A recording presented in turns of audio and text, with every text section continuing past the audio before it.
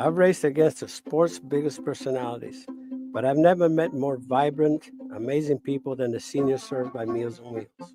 As a volunteer, you deliver a hot, nutritious meal and a friendly hello to someone just like your mother, grandfather, or next door neighbor.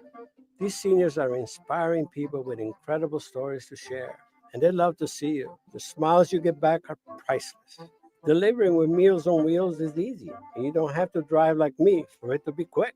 You can volunteer your lunch break once a week or just once a month.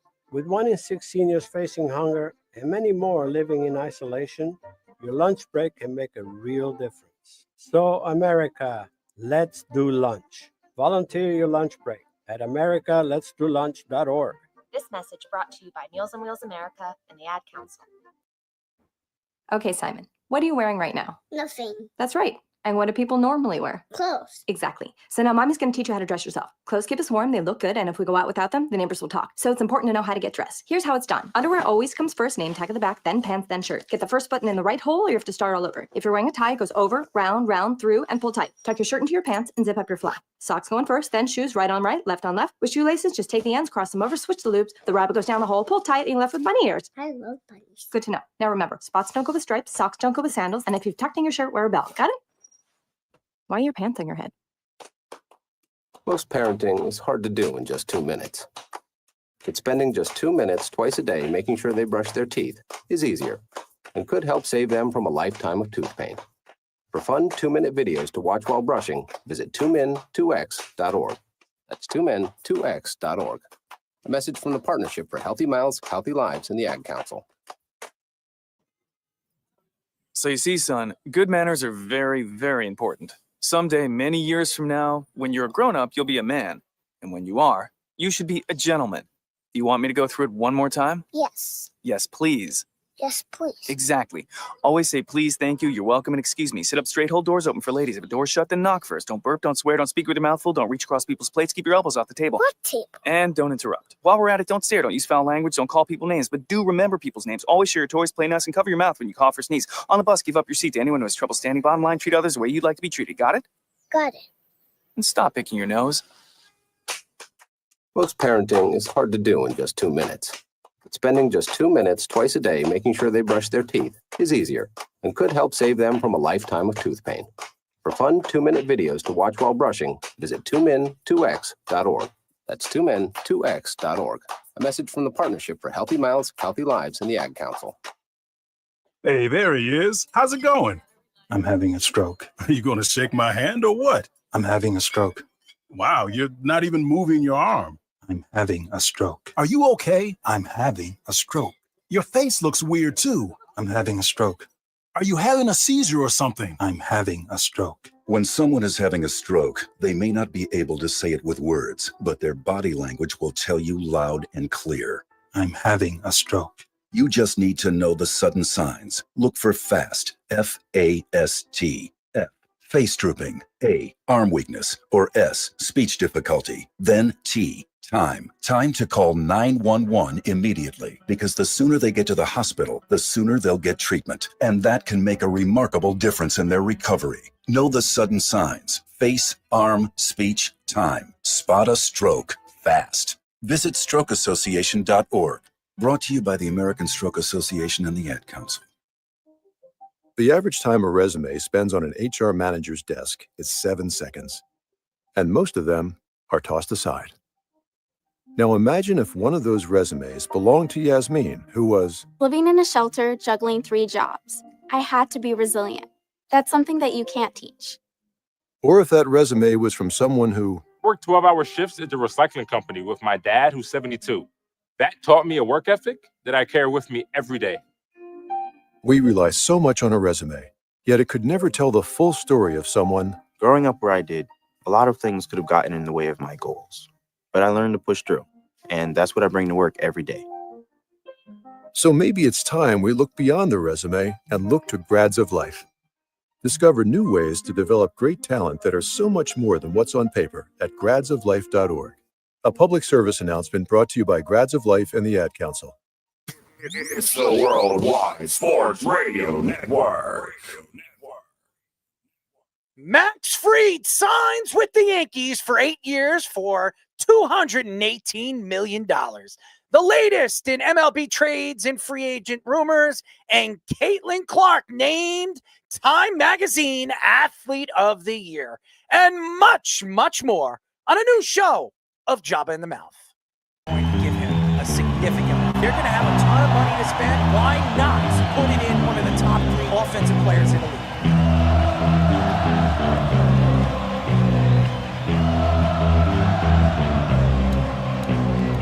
We're going to be looking at Aaron Judge and saying that he can't win the big game. Michael Jordan said, I played 82 games. You don't see LeBron doing that. This is a game where you got to go perform. I told you, Giant fans, that Saquon Barkley had this moment. I'm going to fight him all. A 7-nation army couldn't hold me back. They're going to rip it off. Take it down. Say whatever you want about Patrick Mahomes. He's the best quarterback in the NFL. Really? And I'm talking to myself at night because I can't forget. And back and forth through my mind behind a cigarette. And the name is coming from my eyes and let it go.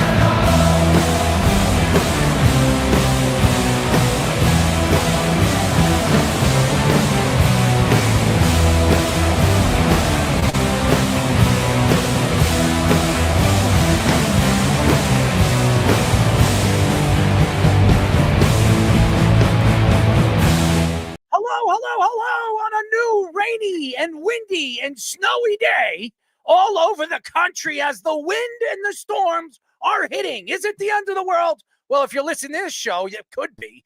Anyway, you are listening to Jabba and the Mouth. I'm your host, Errol Marks, my co-host, Jabba Chamberlain and Speedy Petey. Our executive producer, Mr. Aaron Fishman, Sports Minute, Tony Scoops, and our tick himself, one of our leaders, one of our great content creators, Owen the Tick Rickner. Go to our website at www.worldwidesportsradio.com. Check out all our shows throughout the week, including Jabba in the Mouth, every single Mondays and Wednesdays at 7:30 p.m. All you have to do to tune in and check out our local listings for all our shows is go to our website at www.worldwidesportsradio.com. It was raining today. It was wind blowing in many different directions. North, south, east, northeast, northwest. I was blowing with it. Speedy, my underwear was on, but guess what? I know you were flying a kite. I was not flying a kite. I was just scrambling. Well, how do we know what you were doing? Because I was scrambling trying to post a bunch of stuff with no internet and bad service with a lot of the storm going on right now. So it definitely annoyed me. Worldwide, by the way. It is worldwide, just like the network. Worldwide. And it's worldwide. The storm is going all over the place. Some people are getting a lot of snow. Others are getting a lot of rain. And some people are just getting wind. I'm blowing wind right now as we speak in my chair, Speedy. How do you smell it? I don't smell it. Because my farts don't smell. That's right. That's right. Jabba, what's up, bud? Nana, we actually, it wasn't too windy here today, surprisingly. It was cold as balls, but I wish it was. It was not too bad, but yeah, it was a tidbit nipply, as we call it around here. A little nipples, a little nipply. Yeah, you know about that, right? No doubt. But yeah, no, other than that. Not well.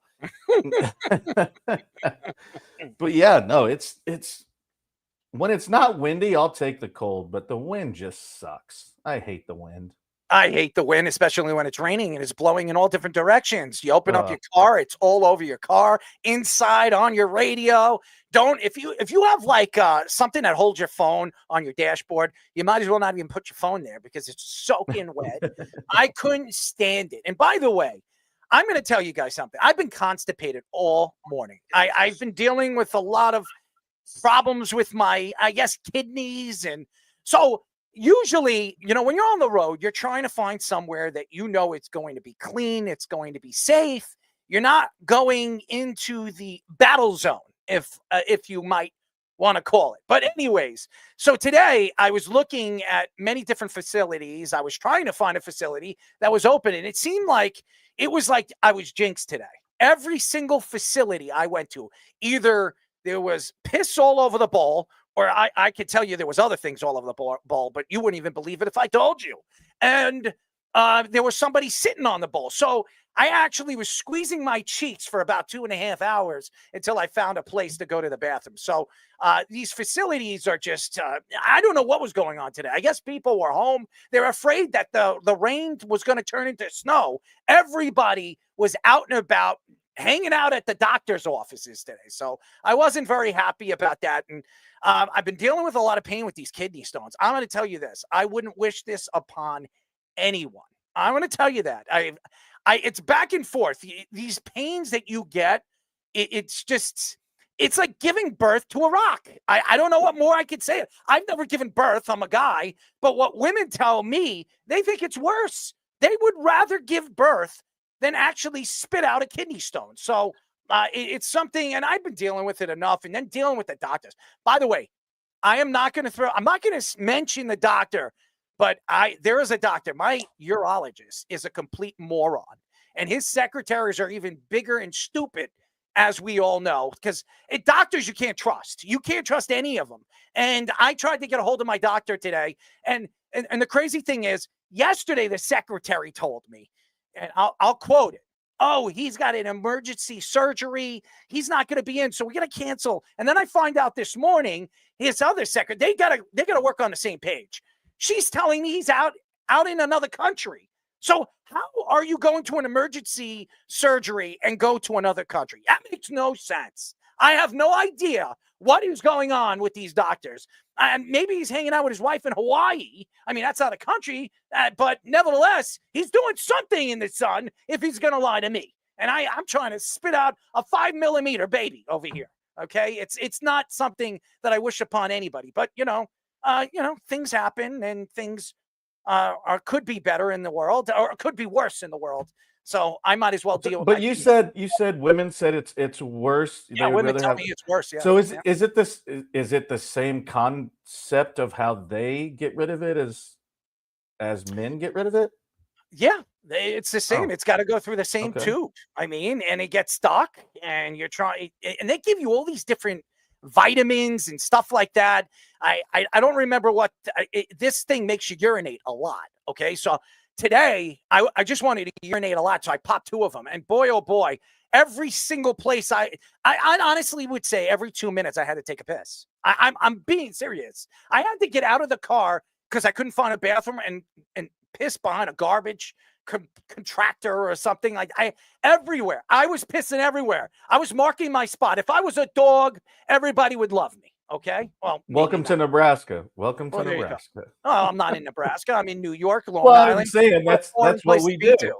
Yeah. Well, honestly, I'd rather be in Nebraska than deal what I'm dealing with over here. But nevertheless, the doctors think that they're the best here, and they absolutely don't take care of the patient. So it is a shameful thing. So thank you to the doctors or doctor that didn't show up when I needed him the most. Anyway, so we have a great show lined up for you guys, and we won't have a guest tonight. We have a lot of content. We have pound for pound, the deuce of the day. Caitlin Clark, ladies and gentlemen, is becoming a superstar right in front of our eyes, as we all know. She is, but she's becoming even bigger. But this story, really, and I told everybody on Monday, as soon as Soto signed with the Mets, the big drop for the New York Yankees was going to drop. And boy, oh boy, I think this was as big a drop as Soto was. MLB.com's Mark Feinstein reports that the Yankees have signed Max Fried to an 8-year, $218 million contract. The deal is the largest in MLB history for a left-handed pitcher and the 4th largest ever given to a starting pitcher. The deal will have a full no-trade clause and no deferred money. Not surprised. The Yankees now have 3 pitchers in the top 10 of average annual value, with Fried, Carlos Rodon, and Garrett Cole. In 12 postseason starts, Fried has a 5.1 ERA, a 1.5 whip, and just 66 strikeouts. Fried had a 3.25 ERA, a 1.16 whip, and 166 strikeouts in 29 starts last season as he was an all-star. Let me tell you something. I don't care what anybody says. And I knew Speedy because he sets up the monologue for the beginning of the take. All right. I don't care what his ERA is in the playoffs. I don't, because the guy never really gets a chance to play in the playoffs. He really doesn't, because he's not healthy. If he stays healthy, he could be the Yankees' best option because he's a left-handed power pitcher. And he's a finesse pitcher, no question. He doesn't throw 98, 99 mile per hour fastballs. He throws 94.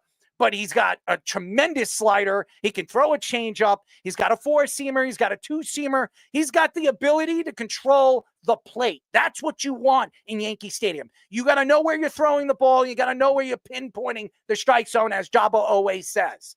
But I'm going to say this. For all the Yankee fans that keep talking that the Yankees don't want to spend money, the Yankees aren't going to dig deep, boy, oh boy, in about 24 hours, they put up $218 million for an 8-year contract for one of the best young lefties. And I say young because he's still fairly young at 30 years old, young lefties in baseball. So I know everybody keeps talking about Burns, adding Burns and get Burns in this rotation. For what? For what? If you look at the rotation right now, who's got a better rotation besides the Dodgers and the Yankees? Who has a better rotation? Now, Cleveland, over the last couple of years, they've had a very good bullpen. The rotation has been up and down. It's a good rotation. But when you look at stars, and I know everybody's going to say, well, Carlos Rodon, he's up and he's down. And since he's been here with the Yankees, he hasn't been good. Eventually, he's going to figure it out. And if he's not the second guy, he's the third guy. That's going to make him even better. It's less pressure on Carlos Rodon to pitch. So you look at the rotation. You got Garrett Cole. You have Max Fried. You have Carlos Rodon. And you have Clark Schmidt right there. And you have Luis Gil, who was Rookie of the Year.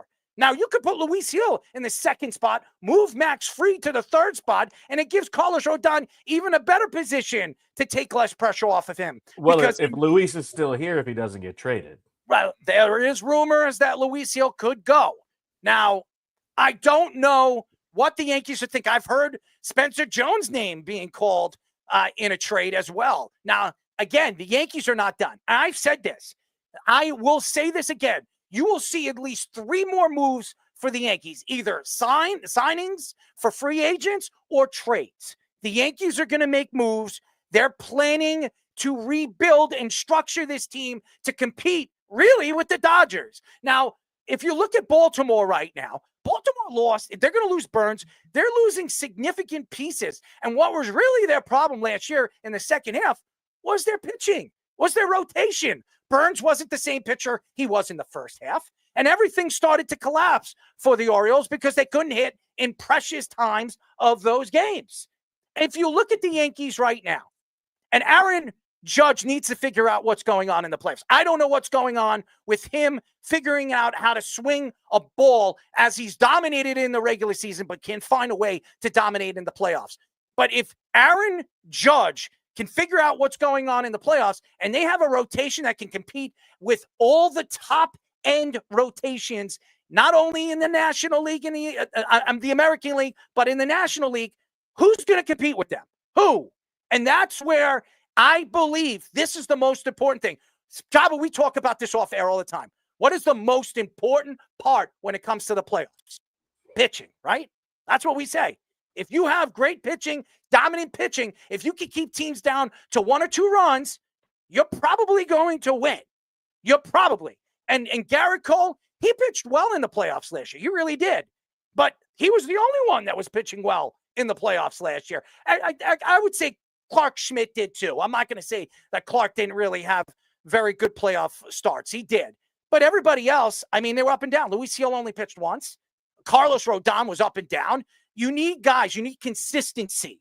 And the Yankees went with the first strike. They went for the first home run, and that was going after a star left-handed pitcher. Yeah, Max Fried also is a guy that provides a lot of good length, too. He's one of, I think, only 6 complete got pitchers this season that had multiple complete games this year. He had 29 starts in one of his healthiest seasons in a long time. And that was something the Yankees were lacking, too, even with some of Cole's good starts. Cole was pressing in the 5th and 6th inning a lot of the time, so he couldn't go as long as he could. I'm not saying that Garrett Cole's not capable of going long in the games, because he obviously is, but Max Fried's been doing it pretty consistently, too. And you mentioned the playoff numbers. They were actually really good his first 2 years as a starter with the Braves. Just the last 3 have not been as good. I mean, obviously it's been rigged by how good the Phillies offense has been too, because that's been most of the Braves' problems in the playoffs recently. But still, Max Fried, if he's gonna have to turn his playoff identity around, if the Yankees want to get there too. But I think he has the capabilities with these pitching coaches too, because we've seen what they've done with a lot of these other veteran pitchers, and that's why they have pitched well at small spurts. But they're going to need it in larger spurts. I like the contract. I like Rodon's contract at the time too, and that's turned out to be maybe a little higher than expected. But well, we'll see. Yeah, but if he can hit that peak form, he's definitely right up there. And same thing with Fried. If Fried can hit the peak form that he had in 2021 when he was a Cy Young candidate, and even last year when he was an All-Star,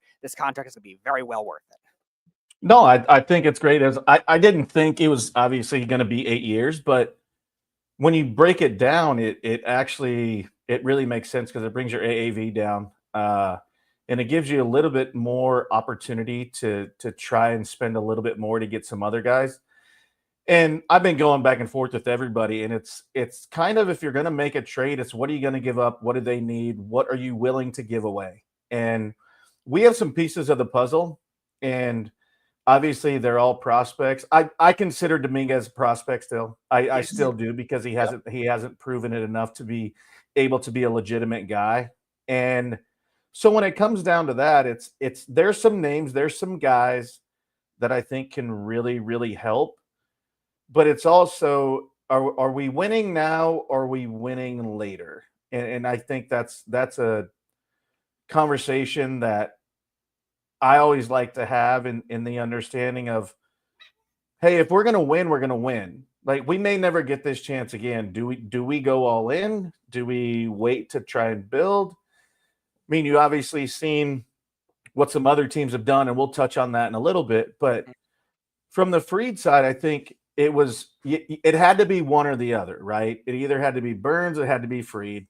And obviously everybody talks about Fried and, in the postseason and things like that. But you also look at Corbin Burns, and yes, his ERA is better. He's 1-2. He's thrown 27 innings with 16 hits.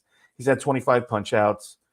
And so they're both not really stand out-ish to where you're like one steps above the other, right? So I think it's just one of those things where you got one or the other. And I was happy with either of them, to be perfectly honest. I just didn't know it would go to 8 years, because he's born in January, so he's going to play the entire year at 31. And there's been very few people that have pitched in their late 30s, early 40s that have been dominant. So that's a part of it too, where I think about it. But I think for the value that he got it at, I think it's a great contract. I think it's a great contract, especially 8 years. He's been in the league for 8 years. You look at his numbers, he's got fairly great numbers. 73-36 as a professional, pitcher in baseball. His best year, he was 17-6 in 2019. If you look at his ERA his ERA career-wise is 3.07, but his WHIP is been fantastic, and his strikeouts to ball ratio is one of the best in the league. And if you look at left-handed pitchers, lefties last longer than righties in baseball. You see it. You can actually, in the future, move Fried to the bullpen if he can't really cut it as a starter anymore. You can move him as an eighth-inning guy, or maybe even as a closer. So, and the same thing with Carlos Rodon. Now, you look at Rodon and you look at a guy like Fried. Now you can split up. You go righty, lefty, lefty, righty. You could do many different things with your rotation now. You can spread it out, and that's what the Yankees want to do. They want to throw teams off. They want to put themselves in a position where they're in the driver's seat. This has been a problem for the Yankees for years. They've been top right-handed heavy over the last couple of years, even at the plate and even at the pitching lot, in the pitching situation too. And if you look at their Yankees bullpen, they need to re-up on that bullpen. Now, the Yankees are probably going to do that. I expect them to make one or two moves in the next couple of weeks. They could land one of the best closers in baseball. It looked like they weren't thinking Clay Holmes moving forward, and that's why the Mets brought him in as a starter. I never thought that the Yankees were going to bring back Clay Holmes. Loizaga just signed, so yeah. Well, Loizaga is going to probably be a seventh or eighth inning guy. I don't. Yeah, but to your point though, talking about like, do we truly genuinely have a two? Like, we have a 1. And everybody was saying, like, oh, we need a strong 2. Well, it depends on what day you get a Rodon. Like, he could be a 1, he could be a 5. Like, let's just be honest. Like, He could be 6. There's only a true 1 in this league. There's only a handful. And I think, too, where you're able to move and shake is now you can kind of match up, and how this game has become numbers based. There's not a 1, 2, 3. It's kind of like, oh, what's the best matchup? All right, we're going to give you an extra day. You're still on 5. Rodon, you've had better numbers against the Angels than Fried has had, and you're able to mix and match. Like, obviously, Garrett's going to, Cole's going to just get whatever he wants to do and however he wants to do it.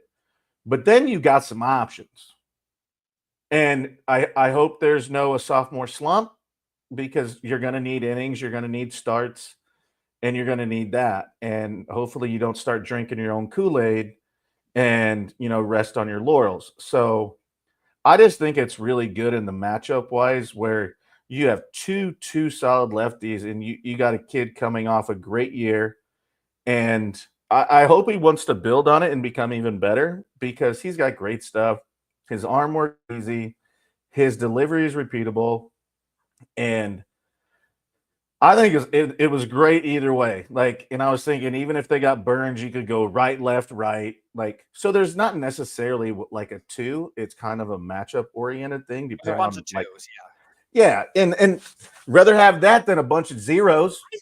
I think they have a 1A and 1B. I mean, you can right now, if you look at the last 5 years, Fried is probably the top left-handed pitcher in baseball. If you look at the last 5 years of pitching, you can't even argue that. If you look at the numbers, the whip, the ERA, even wins to loss ratio, he has been the best left-handed pitcher in baseball in the last 5 years. I'm telling you, I'm looking at it right now. I don't disagree. Right. So if you look at it, I'm looking at 2 of them right now. It's Max Fried, Clayton Kershaw, and then you have relief pitchers, Josh Hader, Blake Snell, and Chris Sale. Those are the top 5 pitchers, left-handed pitchers in baseball in the last 5 seasons. So that says a lot when you've given the best left-handed pitcher in baseball, Yankee Stadium, which you need a star left-handed pitcher, less money, $27.5 million a year.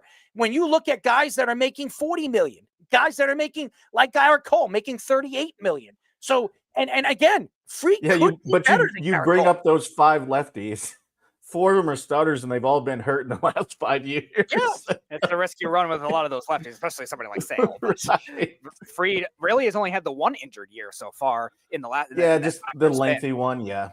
Yeah, I don't think he only pitched 13 games. Last year, he was fully healthy. And like I said, 2021, he was nearly a Cy Young candidate or young winner, just pitching 30 starts and a lot of complete games that year as well. And to Errol's point earlier, like lefties generally last longer. That's why he probably got the 8-year deal compared to Burns, who would have gotten a 6-year deal or a 7-year deal. And I think the Yankees had to leverage the extra years. I think the Red Sox were very close, but they didn't want to give him the 8th year, was the other thing I was hearing too.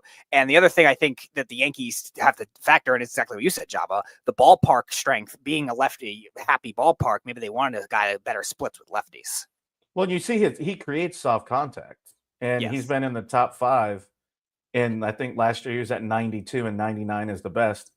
And so that's what he's done his entire career. And that's why I think there's big value in having corner guys that, can make the plays and do the things that he does. Because he'll run it up there 96, 97 every once in a while. But he's not going to sit there. He's going to cut it, spin it. He's going to do what he needs to do. But he creates soft contact.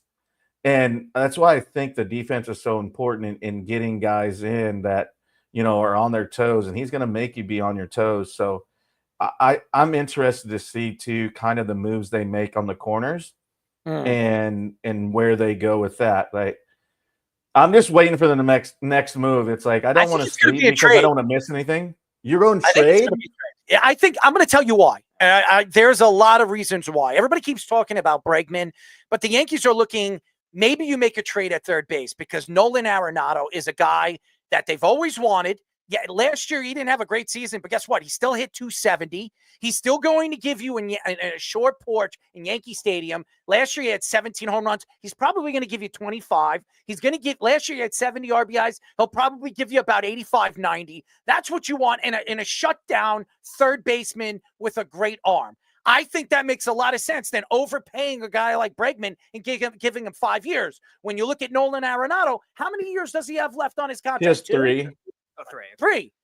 I think that's a player option on his third year, right? I think it is. Yeah, but he also is at 30 plus a year. I think he's owed 73, 78, somewhere in there. That's better than paying Bregman what he's probably going to want. Well, and watching today and Ruben Amaro on MLB Network was, he proposed a trade, for 2 pitchers and Oswaldo for Nolan, and they liked it. I don't necessarily know. And from a couple of my sources that I've talked to, they're kind of off on Nolan.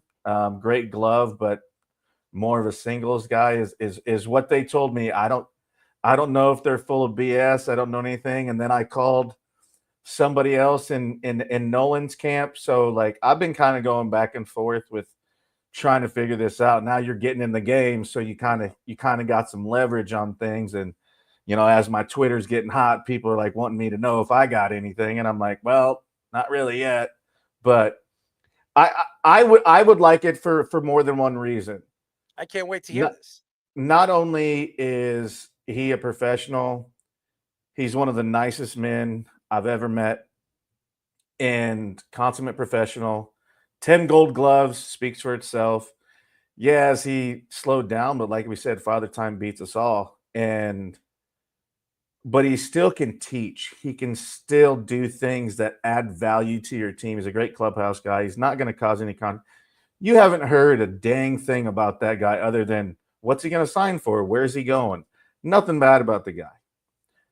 Just going to side note, don't play him in ping pong. It's not fun. Not fun. He's really good at ping pong. I'm actually good at ping pong too. Errol, you're good at everything. I'm not saying I'm going to beat him, but I'm going to tell you right now. I'm pretty good. He waxed me. And I thought I was good at ping pong. Nope. Not even close. I'm not. I like to put backspin on the ball. That's what I like to do. I'm not going to smash. If he plays like an Olympian, I'm not going to win. Okay, that's not the way I play. Yep, I mean, I like to do things. Well, then I'm probably not going to win. But I'm a competitor too. I love to play ping pong. It was one of my. If we went to billiards, that's what I would do. Not to say I can't play pool. I actually like pool. It's just I'm more of a ping pong player. I like to run around and move around and do stupid things. And, and everybody and believe it or not, when you're playing ping pong and everybody gets drunk, it's even more fun to play, because when they're drunk, yeah, because you're sober. That's right. That's right. So I have an advantage no matter what. So I love ping pong, but okay. So if it's not Arenado, who else do you would you want? It's a good question. And maybe the Yankees move a player from another position to third base, but you don't want to do that. I think it's been a problem. If you watched in the World Series, it was a problem with Chisholm. I don't know. I call him Jism, but I don't know if that's a smart move for the Yankees. I think Bregman's the only one that really stands out to me. If it's not Nolan Arenado, that you gotta dig in your pockets and go after the other superstar player or star player. He's not a superstar player anymore.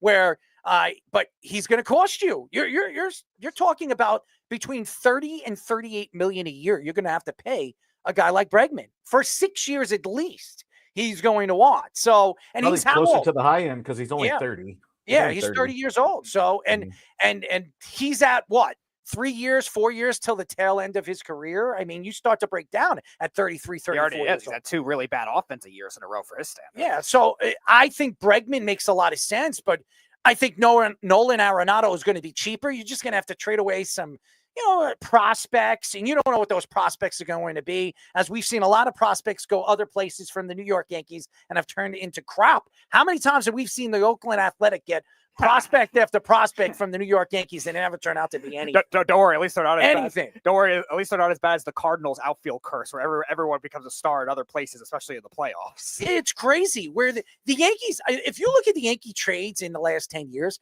they might have traded away at least 7 or 8 prospects to the Oakland Athletics.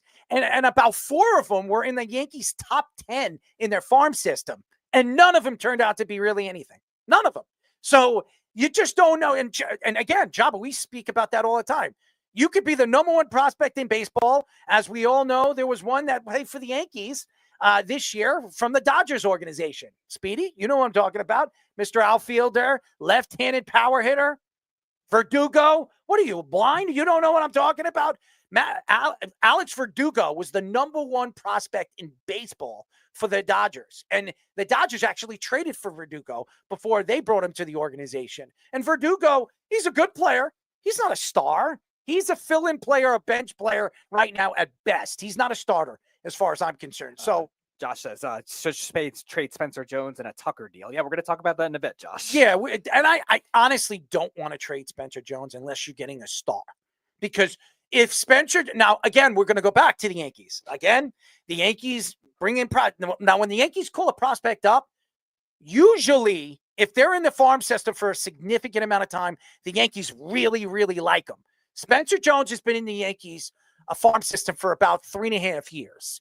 And the Yankees at 4 years. So he's 22 years old. He's going to be 23 at the end of this season. At the end of the season, they brought Aaron Judge up at 24.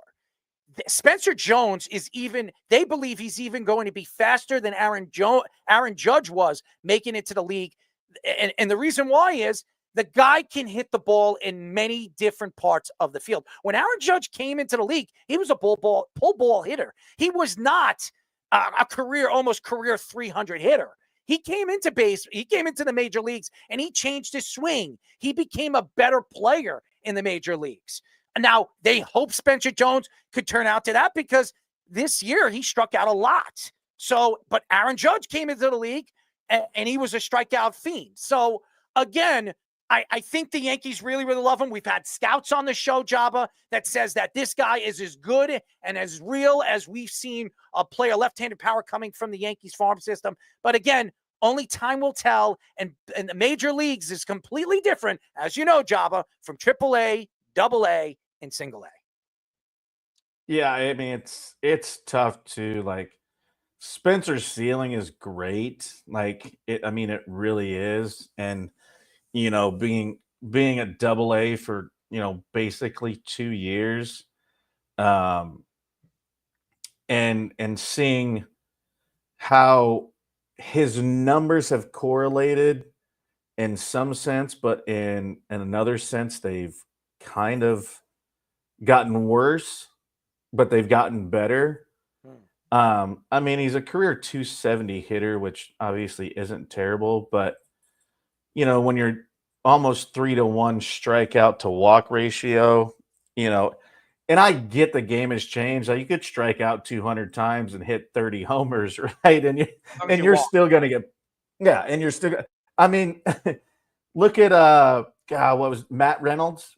He struck out 200 times, but hit 25 homers and played for, and $7 to $10 million a year. Hey, go play decent defense, but here's your $8 to $10 million. And, he's catching some power. He got hurt and had a bad year, but he's averaged literally about 15 homers the last 3 out of 4 years. Mm-hmm. Big kid, got the frame to do it.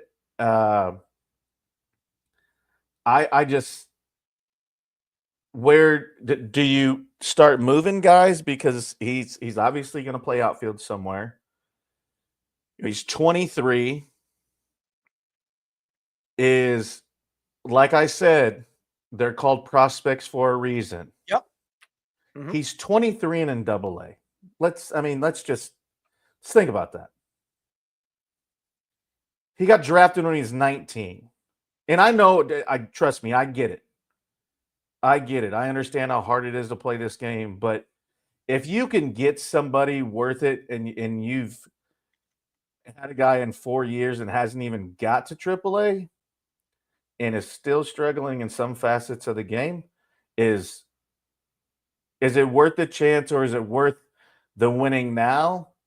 Or do you like, you know what, let's ride or die. Like, this is one of our dudes, but hey, we can get somebody else if they ask for him. What do you do? Yeah, and you look at the value of winning now. Tucker and whoever else they could trade for with Jones, it's going to be somebody big. Is still young enough to make that kind of thing work.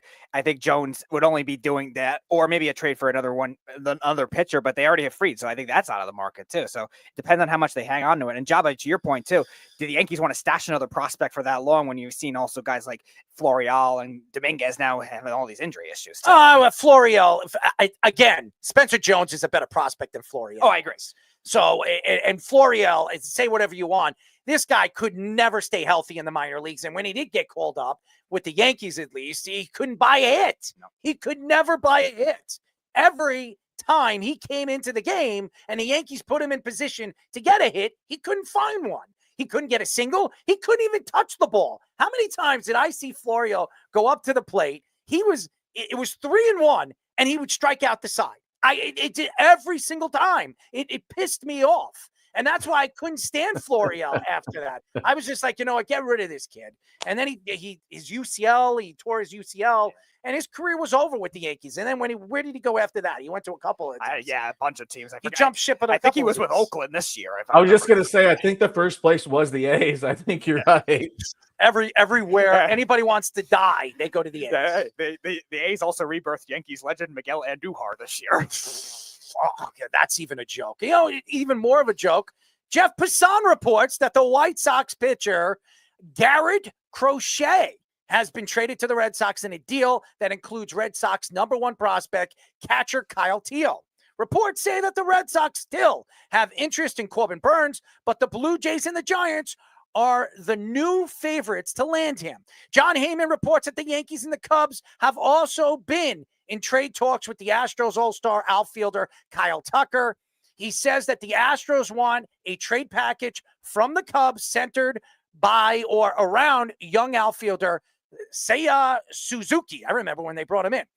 He says that the Astros would want Luis Gil from the Yankees and also have expressed interest in young first baseman Ben Rice. So, by the way, Nathan was hanging out with MLB Network's John Morosi reports that Christian Walker is very likely to become a Yankee, and the terms and deal are already in place. Reports say the projected contract is likely to be 3 years and $63 million.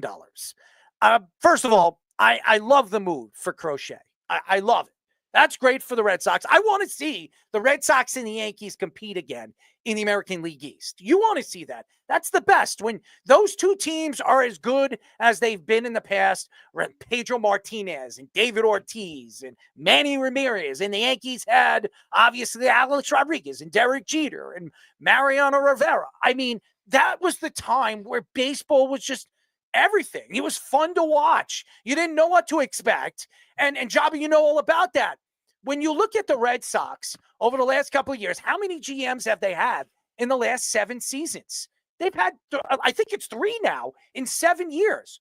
That's horrible. And the Red Sox, for years, they ride and died with Theo Epstein, who I love, by the way. I love Theo Epstein. This guy, to me, is one of the best GMs, was one of the best GMs, one of the best baseball minds that have been around in baseball in a very long time. But now he's working for the Red Sox, and he's doing things on the side. He's a partial owner of the Red Sox. So, again, we're not going to see Theo Epstein running this organization, but he has his hands dipped into it. I believe he had his hands dipped in the Crochet move. But the Red Sox and Corbin Burns, I don't think that's going to happen. I think the Giants and the Blue Jays, I wouldn't be surprised if the Blue Jays will put all their eggs in that basket. And we all know Corbin Burns, when his K numbers to strike, to ball Ks to balls are not as good as it has been. It definitely stands out from what we've seen with Max Fried with the injuries. But John Heyman with the Kyle Tucker, I like Kyle Tucker. He's a good player. He's a good outfielder. I don't know if the Yankees need to go after an outfielder. I think with the power that they have in the outfield, with Giancarlo Stanton as your automatic DH, you definitely have pieces. You can put Cabrera out there. You can do a lot of different things. The Yankees don't need to bring out a star left or right-handed power hitter in the outfield. I think they can go after a defensive player that's going to give you 15 home runs and give you about 60 to 70 RBIs. I think that's more than enough and more efficient than going after a Kyle Tucker, where he can give you 30 home runs. Okay, so who else? We have nothing else in the outfield. Who are we going to rely on Jason Dominguez? I think so. I mean, the Yankees have always he hasn't proven anything. I know that, but he's done it in AAA, as the Yankees have said. He's done it in Double and Single A, and again, we have to see if he can stay healthy. If Dominguez stays healthy, he's a power hitter on the left and right side. And the Yankees, this, Jabba, they love those switch hitters. For years, the Yankees have always tried to search for that switch hitter that you can use him in many different ways. Well, Dominguez is that guy. He sure as shit ain't going to be Bernie. No, there's not many guys that are Bernie Williams, okay? One of the most underrated players to play the game. No question. And again, the Yankees, I'm not saying that it's not a good move for the Yankees if they made that move, but are you going to trade a young stud like Luis Gil for a Tucker? I don't know if I do that. If you look at Luis Gil, before he tore his UCL, he was 6-0. He was a good pitcher. And then he was out for a year and a half. He comes back last year, and he wins Rookie of the Year. Are you going to give away a pitcher that's 26 years old and has a chance to develop? You haven't developed a starting pitcher in forever, since Andy Pettit. They don't find them. I mean, they had you, Jabba. They screwed you up. They screw everybody up. They don't do the right thing with these starting pitchers. They got one now. They got a guy that they can develop and put him in a position to eventually be your number one or clear number two guy. I almost threw up when they were talking about moving Luke Walker back to starting. I literally was like, what are we doing here? Like, I have no idea what's going on. Clay Holmes back for your bullpen? Oh. No. Keep him away from our team. No. I think the Mets made a big mistake. Oh, don't worry. You could have had I think they back did. while you're at it. He'll be in the bullpen by the end of the year. He'll be one of the highest paid bullpen arms in baseball as an 8th or 7th inning guy for the Mets. There's no way he's the starting pitcher. Can't wait on that. It'll be just as streaky as Adam Ottavino, if not worse. Oh, God, please. Ottavino was never a starter, though. No, I mean streaky in the bullpen. Like, even season to season. He'd have his one peak year, then he'll fall off for 2 years. Then he'll come back out of nowhere. Don't you love that take that Ottavino had with the Babe Ruth situation? He said that if Babe Ruth played in the game now, he wouldn't even be as good as he was in that time. That's not the first time I've heard that either. That was one of the dumbest takes I've ever heard a baseball player have when it comes to probably the greatest baseball player to ever live. Okay? It was just a horrible take. Jobber, you remember that? He was getting killed on social media. Killed. Yeah, I remember. I'm not even a social media guy. Yeah, no, I am, and I just always thought it was weird when pitchers wear 0. So that's I've always followed that part of it too. I've always liked his stuff, but like I just didn't understand like how you're gonna say that. Yeah, the eras are different, but you can't take away how good he was at that time. That's like saying Ted Williams wouldn't have hit 400. Like, really? Like, the dude can hit homers. Yeah, were they throwing 102 with Sink? No, probably not. Were they eating hot dogs and smoking cigars in between innings? Probably not. But that was the game at the time. You can't say that. Would he be as good as he is now? Probably not. But that's not taking away anything that he's ever done in this game. And he made the game sexy. Yep. Tipping his cap when he was rounding second base. Like, nobody ever did that. And then with the guys that he played, and I'd love somebody brought up the reference when we were talking about Soto and on Twitter, X, whatever the hell. I don't know what the right verb, X, okay, whatever. Let's call it snatch. You want to call it snatch? No, you can call it snatch. I'll call it snatch, and you have to. No. Actual crap. No, I can't call it that because I monetize off it, so I can't do that. No. But he didn't want to be the Garrett to the Ruth. And like that just shows like if people are still comparing certain guys at this point, like they've obviously made something of what this game is, no matter what era. And yeah, you can't compare them, but they did what they did when they were supposed to do it and how they did it. So it's just some of these comments I get, but some of them I'm just like, really, did you even think about that, or did you just have diarrhea of the mouth? I mean, that sometimes that happens. Oh, you like that. Sometimes when you have diarrhea of the mouth, it can come in many different ways. Speedy, you know all about it coming in different ways. Yeah, I do, unfortunately. But Well, I'm you not, got I'm not going to. I mean, my last name is Mark, so the name Skid Marks definitely comes in a lot of appreciation, right, Speedy? Yeah, I forget which guest gave you that nickname the first time. Nobody gave me the nickname. It's a nickname that everybody used when I was a kid. No, that was the only way they could attack attack me. No, it was the first time I heard No, it. I actually thought it was very, very funny. Yeah. But but whatever. Everybody's got a funny last name in many different ways. I mean, you can make fun of anybody's last name. Anybody's last name. And I can Or do first it. name. Or first name. Oh, 100%. I am one of the craziest people when throwing like curveballs when it comes to making names up and just making fun of people's names. So, but I'm not going to do that on this show. I've done it many times, but I'm not going to do it on this particular show because we got a lot of content to get into. Yeah, I was going to mention Fish before you make your point too. Josh in the comment section too said he wouldn't think twice about trading for Tucker. He's a great playoff performer too, and he has an issue with the Yankees holding on to prospects too long. I also think though too, Josh, Tucker is also somebody that the Astros are going to drive the price up on, Especially the Yankees. Are you kidding me? I mean, they're going to drive the price up on anybody, and that's why I think Bregman's not going to be a Yankee. That's one of the reasons. Definitely possible, yeah. Because I know the Astros are not going to want one of their star players to go to the Yankees. So if the Yankees make a bid for him, you best believe the Astros are going to say, you know what? Well, because the Yankees they're not going to overpay for Bregman. They're not going to do that. I also think, too, if they got a number, they're going to stick to it. I also think, too, since they'll probably lose Bregman, they'll probably be more incentivized to pay Tucker, so they're only going to trade him at a super high price. Like the Tigers last year were only going to trade Skubal if they got the King's ransom at the trade deadline, and obviously they made the playoffs after that. And they won a Don't be playoff surprised if Skubal gets traded still. I wouldn't be surprised if there's a team out there willing to overpay, aka the Giants. I could see the Giants doing it. Yeah. If they strike out on any of these guys, Sasaki, whatever his name is, Saki or a Burns, I could see it. I could absolutely see that happening. And going back to the Giants, too, with Burns, too, it's interesting because they've been striking out on a lot of these, besides Rodon, striking out a lot on these big free agent pitchers that got Snell on the one-year deal. But, like, they haven't really been in the pitching factory that they've been in the past either. So that could incentivize them. As far as the Red Sox are concerned, yeah, I don't think they're going to be done after this, too. I don't think they're going to get Burns, but I could see a trade. The other team we were talking about that it has a lot of good pitching that could be traded is the Mariners, too. And I heard a rumor that they're interested in Tristan Casas. So maybe they include him in a deal because Seattle needs offense badly, and they get one of their young pitchers as well.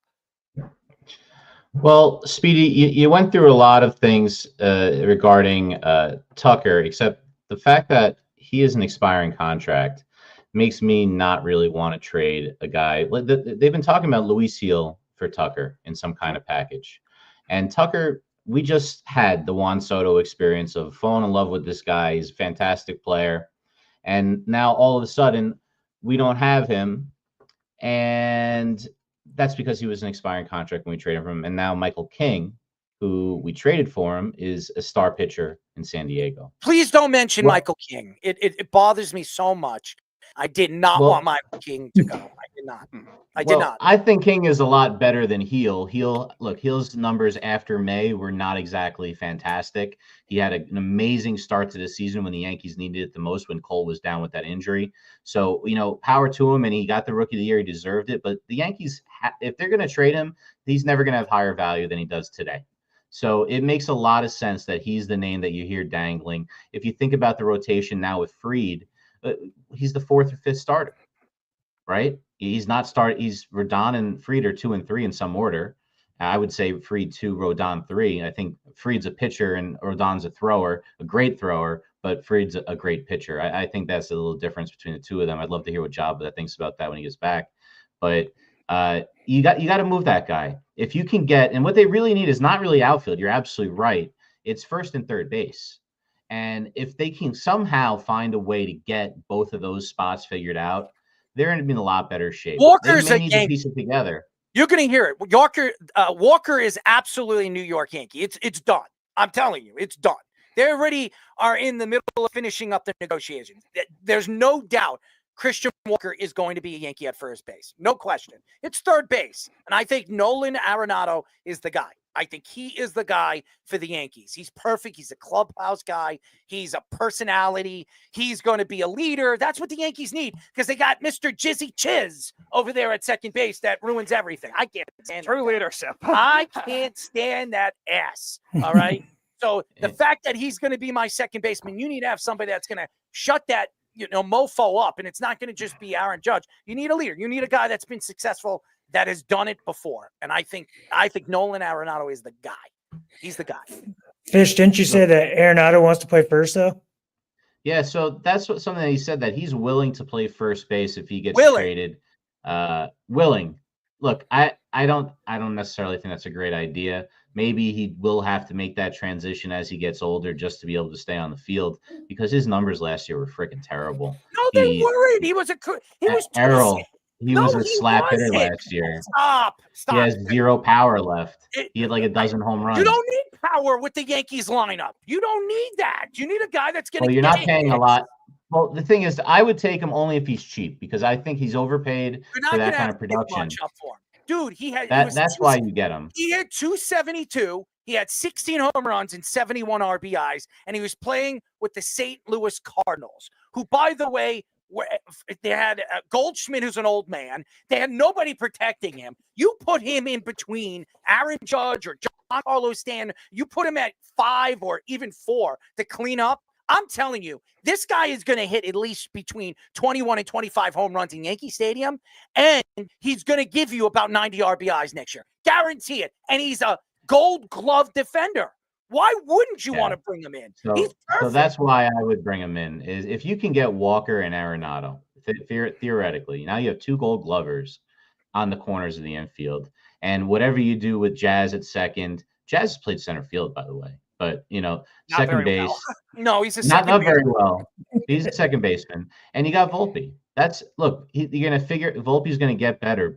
But now if you got a Gold Glover at first and a Gold Glover defense, best infield defense in baseball, they land Walker and Nolan Arenado with the defense they have up the middle. Volpe is a great defender, and even Chisholm is a very good defender. And look what Wells did this year, blocking the ball. He's an underrated defender at his position. I'm telling you, this is the best defense infield in baseball if they get those 2 guys. Hands down. Hands down. I mean, especially now adding Fried. If you get those guys at the corners and the runs that they get to save, I mean, it's going to make everybody look better. I mean, let's just be perfectly honest. So I think it's great. And obviously Nolan signed a 9-year, $275. And that was probably low for him because and I will tell you, Nolan is a dear friend of mine. And he has been great to my family. He's been great to my son. And I'm very close to his camp. And he wants to win.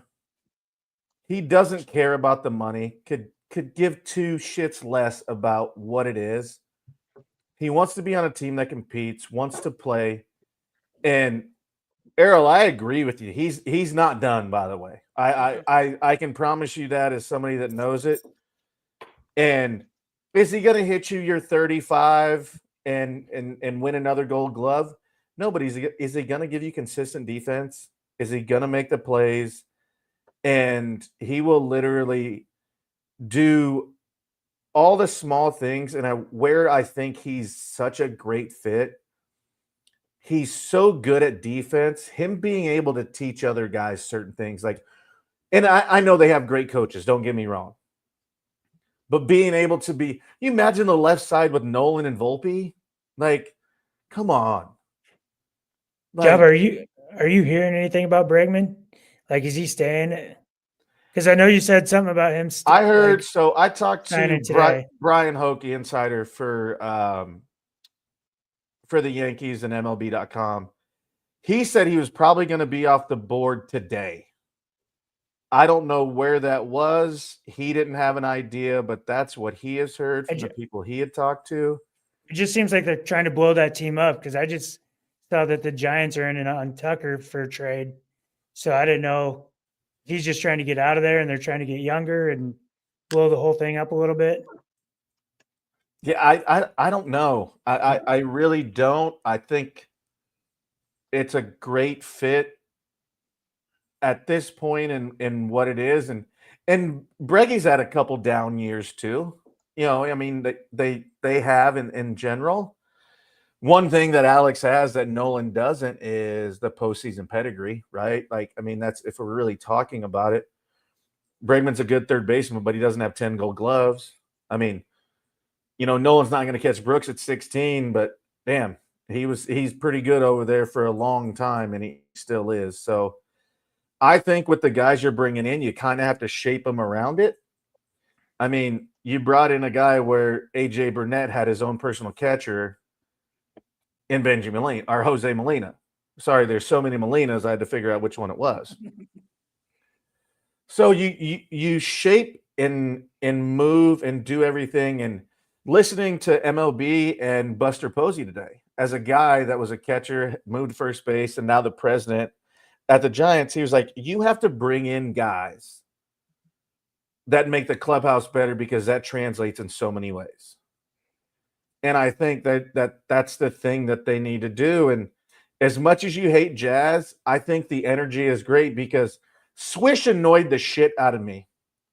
But the energy was contagious because there's some days you're like, dude, really? Like, are you like, did you just take like 17 Adderall or something? Or I don't know what it is. But that was him. And like, so it became contagious in that aspect. And it was like, you got to have some of those. And I think it's very important. And you got, you know, guys like Judge and whatever. Then you bring a guy in like Nolan. And I don't know Kyle Tucker. I don't know Christian Walker. I just know them as players. I don't know them personally. But he brings such a dynamic where it's just, you know, he's calm, cool, collected. And it's like, hey, if you need something, he's very open to like, hey, this is how I feel the ball. This is what does the best for me. So I think there's dynamics that can create a team where they have an opportunity to bring in certain styles of games and personality that make a winning team. And I think that goes a long way. And, you know, it's something with Christian Walker where he's got the gold gloves, he's got the bat, and he's got the confidence. It took him a little bit, and that's all right. Sometimes that happens, but I think they have an opportunity to get some really good guys that can help in more ways than one. If you look at Nolan Arenado's numbers in Yankee Stadium, 30 at-bats, 7 runs, 11 hits, I'm looking at triples. He's got 3 triples, 3 home runs, and 10 RBIs. I mean, that's pretty good. I mean, and that's what, 1, 2, 3, 4, 5, 6, 7, 8 games in Yankee Stadium. So, and that's, you know, you playing what, 80 games at home every season for the next 2 years. I would think that he's going to give you probably around, I would think 15 home runs in Yankee Stadium by itself. I think, I'm telling you, Nolan Arenado is a home run for the Yankees. Home run. If the Yankees could get Nolan Arenado, they don't have to trade any top prospects for him because you're not going to have to. You're going to take that contract. It's $30-something million and pay him for the next 3 years. That's what you're going to have to do. I would absolutely, and he's taking a leader, like you said, Jabba, a good leader, a guy that's going to be good in the clubhouse, and a guy that's never won before and wants to win. So you know he's going to do anything to go out there and try to pull off he'll throw his body in front of the ball if he had to, if it gives him a chance to win. So I think it's a great move for the New York Yankees. By the way, we speak about the Red Sox and everybody keeps talking about the deferred money with the Dodgers. I go back to the Mets, and I want to say something about the Mets. Everybody keeps asking me, where do you think Pete Alonso is going? Pete Alonso is absolutely going to sign with the Mets. The only reason why he hasn't signed with the Mets right now is everybody is waiting for Walker to sign. Everybody knows Walker's signing with the Yankees. So as soon as Walker signs with the Yankees, which will probably be by Sunday, it's going to be by the end of the week, you're going to see Pete Alonso next week. He's going to be signed to the New York Mets because Walker, even though he's older, Walker, to me, besides he doesn't have the power numbers Pete Alonso has, but Walker does everything good. He's a good defender. He's going to give you pretty decent power numbers, but not like Pete Alonso. And he's not going to strike out as much as Pete Alonso does. So at once Christian Walker signs, you're going to see Pete Alonso sign with the Mets. I expect 5 years to 6 years. He's not getting anything over 5-6 years from the New York Mets. But that's one of the reasons why Soto signed. So that's where he's going. And now I'm hearing Saki I didn't believe it, but now Who the hell is Saki? Saki. So what is his name? Sasaki. Sasaki. I'm sorry. Oh, Sasaki. I was like, is there a new Japanese guy I didn't know about? Whatever. It's the same freaking. No, I think Saki's the Japanese beer or something like that. No, it's a No, Japanese. it's either Saki's the liquor. It's either cold or hot. Rice wine. Rice You wine. never gone sake bombing? No, Is that the thing we did at? Yes. Is that the thing we did at Brittany's party last year? Yes. Yeah. Okay. Sasaki, what I'm hearing now is that it's down to the Giants and the Mets. So that's what I'm hearing, and I wouldn't be surprised if the Mets now because Burns will probably if they strike out on Sasaki, I think Burns goes right there to the Giants. But that's what I think is going to happen now. I think Sasaki and Pete Alonso go to the Mets, and I think the Mets are done after that. Yeah, I wanted to mention that because Jabba, you brought up Buster Posey too. Oh, and now that he's in the front office too with the Giants too, and the Corbin Burns rumors too, like you think that they were very free agent pitching heavy when he was there as a player too, and you think maybe they could go with that approach. Yeah, like I was talking to Jabba today. I saw Heyman came out and said that it's basically a done deal. They're just finalizing the contract and waiting on a physical, but we couldn't get any more information on that. That's just what the insider that Heyman from the Giants said. But we looked into it. So I think they're talking to him for sure. And I'm glad to see the Giants are actually making some moves instead of just saying, hey, let's bring up our younger guys and see what they can do and be terrible like every other year. Could you imagine if the Giants and the Mets almost champions for? Could you imagine if the Giants get Sasaki and Burns? That would be pretty good. That's what I'm hearing. That's what I'm hearing. I thought the Dodgers were still the favorite to land Sasaki. As far as this afternoon when we were reading into it, they said the Dodgers were the favorite, but Giants were right there. Yeah, So, I think from what I've heard too, he wants to be LA, but like West Coast. Then somebody tried to argue with me, like, well, it's a closer flight. I go, I've played with plenty of the dudes from Japan on the East Coast that 2.5 hour flight doesn't really hurt that much. Like you're fine. So, but what I've heard, he wants to go to the West Coast. I don't know whether that's LA. I've heard LA. I've also heard the Giants. I've heard a little bit more about LA more so. So who knows? Cashman came out and said they made a presentation for Sasaki. They don't know when they're going to get a Sam. Is that just hearsay or is that actually true? It's a smoke. Who knows? I'll try and get more information on that. But if he goes to the Dodgers, it's going to be stupid. Like you're not going to be able to beat him. He's not going to the Dodgers. Well, it's not going to be a money thing right now because he's too young. He's going to be in that international transfer portal money, and teams can trade for up to 60% more of what they have on January 15th. So look for Sasaki probably to be signed at that point when he can get the most possible monies when teams have that 60% over when they make their moves to do so.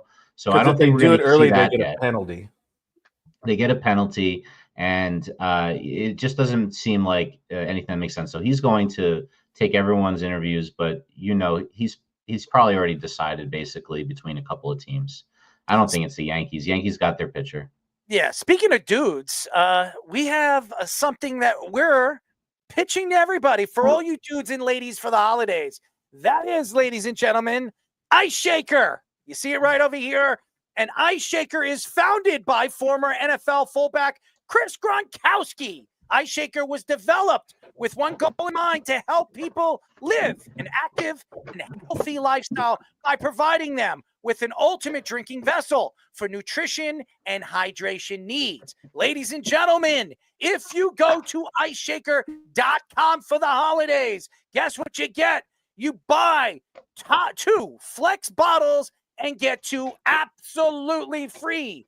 Check out this sale and our new Marvel and Spider-Man products by going to iceshaker.com and click the link at the top of the page. Ladies and gentlemen, get your Ice Shaker. It is beautiful. It is shaky. It is delicious when you put yourself some water and Mio, because I am spitting out kidney stones. If you need something to shake or shake out that whatever, well, ladies and gentlemen, you can shake it out with a kidney stone with Ice Shaker. So there you go. And remember, they've got Star Wars and Marvel stuff now. Speaking of Star Wars, Jabba, this is a man that still to this day will not. Hey, I tried. I tried. I am a Star Wars fan. I could, you know what? I might dress up as Yoda one day.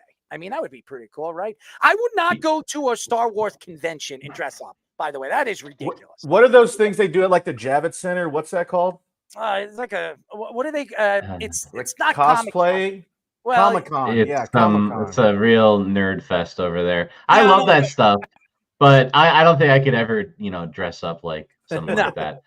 Job, we'll say this. I do really love this stuff. There is one Star Wars show you might like. It is the Baby Yoda show, The Mandalorian. That is a pretty good show. A lot of people do like that one, and they're making a movie for it. He's not that'll probably going come to out. like that. If you're going to watch any of them. He's not going to like that. Well, you didn't try those. You tried the older movies. Yeah. I think. This is a new, the newest thing that's out that is, actually there's a few good new ones, but this is the most popular one. And I think the first 2 seasons would be up your alley. It's like a buddy cop show almost, in a way. I think I could probably do that. We got to dumb it down for Jabba because there's the cartoon that he can watch. And maybe that'll be more his speed.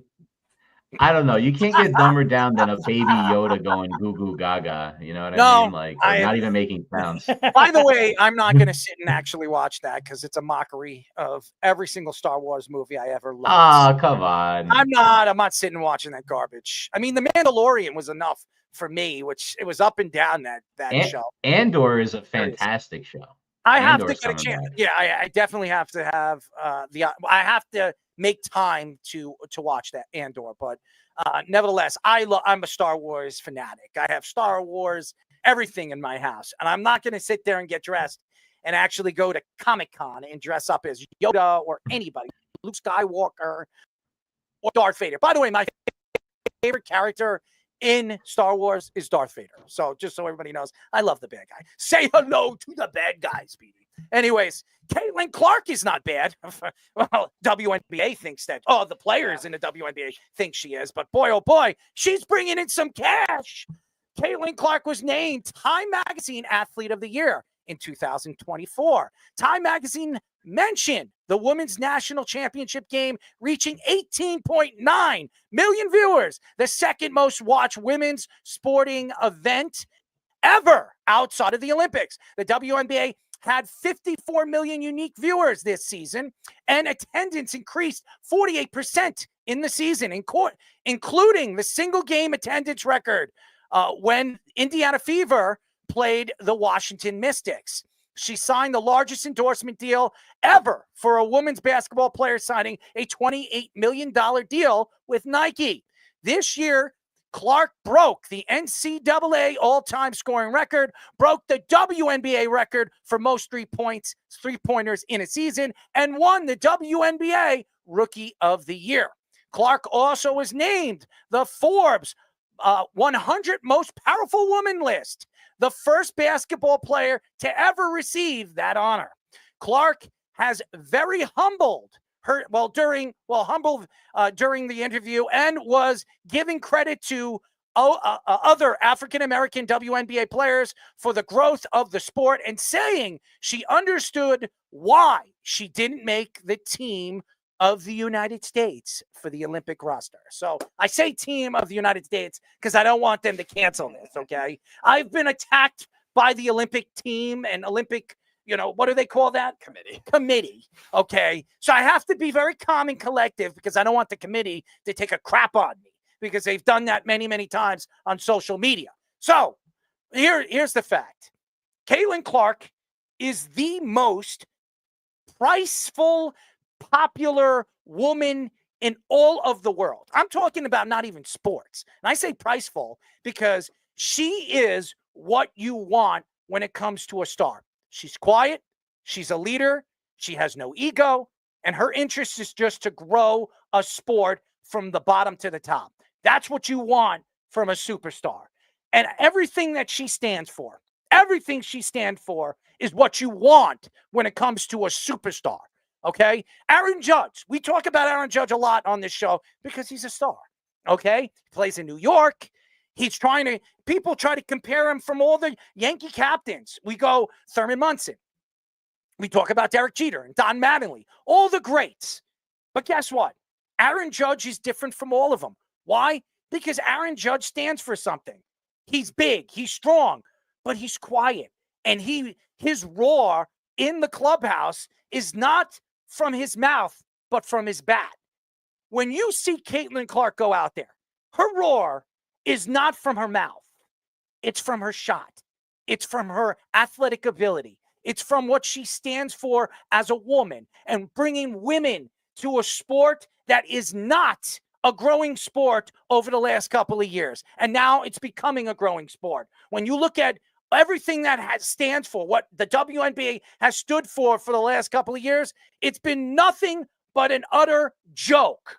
And then you look at what she's done in less than a year, coming from the NCAA, becoming the #1 draft pick in the WNBA, going to a crappy team that was the worst team in the WNBA. How many wins did they have? How many wins? And then take a team to the playoffs. That is amazing. And here's another thing that people don't understand about Caitlin Clark, what I love about her. She comes from a family that never, ever stood out there and said, look at my daughter, look at my daughter, look how special she is. Look at this. Do we remember DeVito? Where DeVito right now was the starting quarterback for the New York Giants. What was his parents doing when he became the starter last year? They were selling shirts at the corner of Giants and MetLife Stadium. That's what they were doing, making money. Do you see Caitlin Clark's family doing that? Selling shirts, selling hats, selling underwear? They're not. That's what makes her special. She is everything you want from a superstar player, and she absolutely deserves this. Congratulations to Caitlin Clark. It's such a special honor to watch a woman like this who has been battered down every single time her name gets mentioned on social media, every single time she's on a TV show or television analytic, show. Everybody's trying to compare and contrast her from all the greats. It's despicable. She is everything you want from a woman, a champion, and a leader. Yep, an icon in sports and in general media. When you look at both Time and Forbes, these aren't sports magazines; these are news magazines. Forbes is a stock market money magazine, and the influence that Caitlin Clark is bringing goes beyond the sports world. It goes, like you're saying, the humble attacks that she does as a superstar, that iconic. And this is somebody that dealt with these creepy reporters going after her when she first got drafted into the WNBA that are trying to flirt with her because she's a superstar woman. No, that's creepy behavior. And then you have all these WNBA, like we talk about all the time with Diana Taurasi and everyone else, Angel Reese going after her, Stephen A. Smith going after her, and Kendrick Perkins, all these. He took that back, didn't he? Very quickly. I know. Stephen A. Smith took it back very, very quickly. In the beginning, he was all about throwing her under the bus, and now all of a sudden, he's kissing her ass like everybody else. Yep, and to have that kind of adversity when you're dealing with all the adversity you're dealing with, and to be that humble and give everyone else credit too in the interview like she did, really shows a lot about her character, a lot about her values, and how much she really is that icon both on the basketball court and as a person that people should look up to, being that humble superstar. We talk about all these NFL players that want to make everything about themselves, all these NBA players that we were just talking about. John Morant. Oh, he wants to make everything about himself, and then he dunks when he says he wasn't going to. You don't see that kind of thing with Caitlin Clark in anything. She's not inflicting attention. Like you're saying, Caitlin Clark has 1,000 times more talent than Tommy DeVito, yet Tommy DeVito's bringing out all the attention to him just because he's a cult following with the Giants. Caitlin Clark is not doing that kind of thing. She is an icon that everybody should want to be like in the sports world and just in the world in general. And these are two very well-deserved honors for her. It's crazy because being from Nebraska and obviously her being from Iowa, there were some haters here. And, if you followed her, which you guys probably didn't as much in college just because you didn't get a chance to see her and we got to see her all the time. Her attitude was completely different in college than it was in the WNBA. Completely different. And there were times where one of my really good buddies, his wife, was like, I can't stand her. Like, I can respect her ability, but I can't stand her because she would chirp. She would argue with her coach. Like, and there were just certain things where I didn't either. Like, you're in college. Like, you're not gonna literally almost like get in your college coach's face and do whatever when she's a legend in herself. But what I do respect about what she has done is the way her transition and how she has changed the game, and how I don't know if what they think the old heads have there been great WNBA players 100%. When Cheryl Swoops came on and was talking about, well, she did it in more years than Kelsey Plum and blah, blah, blah, and blah, blah. No, she did it in the same amount of time. Like, know your facts before you talk. Shut up. I don't care if you were great. Cheryl Swoops' greatest year couldn't hold Caitlin's jockstrap. I don't know if they wear jockstraps. I'm just saying. That's just the analogy that I'm using because I don't know what they wear. If they do, I definitely want to go into the locker room and see if they do. I don't know. That's the best analogy I can use. But, like, really, just give credit where credit's due. It doesn't matter. Black, white, yellow, green, purple. Does not matter. Just give credit where credit's due. And she handled it great. And you know what? When she's getting pushed around, bullied a little bit, whatever, she didn't back down. She still balled out. She set records. And the proof is in the pudding. I don't need to talk trash. I don't have to. Hey, who's got the Gatorade commercial? Go suck on this thing right here. Go suck on it. Because I don't have to talk. I don't see any of y'all in the Gatorade commercials. I don't see y'all with what you got. I don't see you getting invited to these pro-ams and playing with Annika Sorenstam and all this other stuff. Don't see it. Never thought I'd root for somebody from Iowa. I'm an Iowa fan for about 5 minutes during football season. That's about it. But other than that, I don't give two shits about Iowa.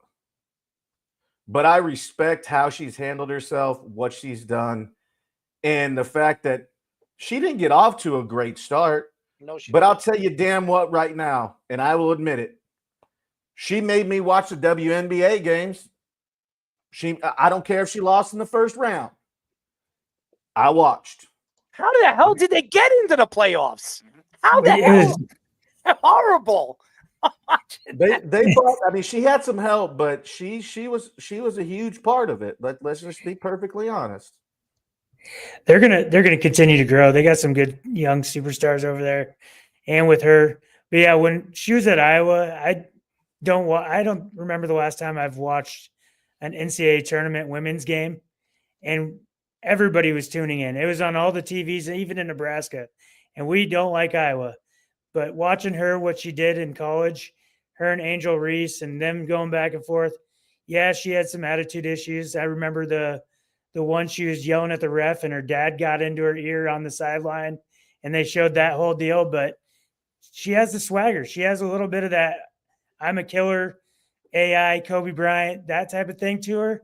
And I don't know why women aren't just embracing her. It's crazy to me that they're like, oh, she shouldn't be on the Olympic team. She's the only one that's generating money for your league. You guys are losing millions of dollars. The NBA is covering you. Like, you should embrace your best athlete, or not. They even just like got an expansion team. Yeah, not your best athlete, but like your number one seller. Like, people are going to games that there's never been a packed house for a WNBA game, and she comes into the league and sellout after sellout after sellout.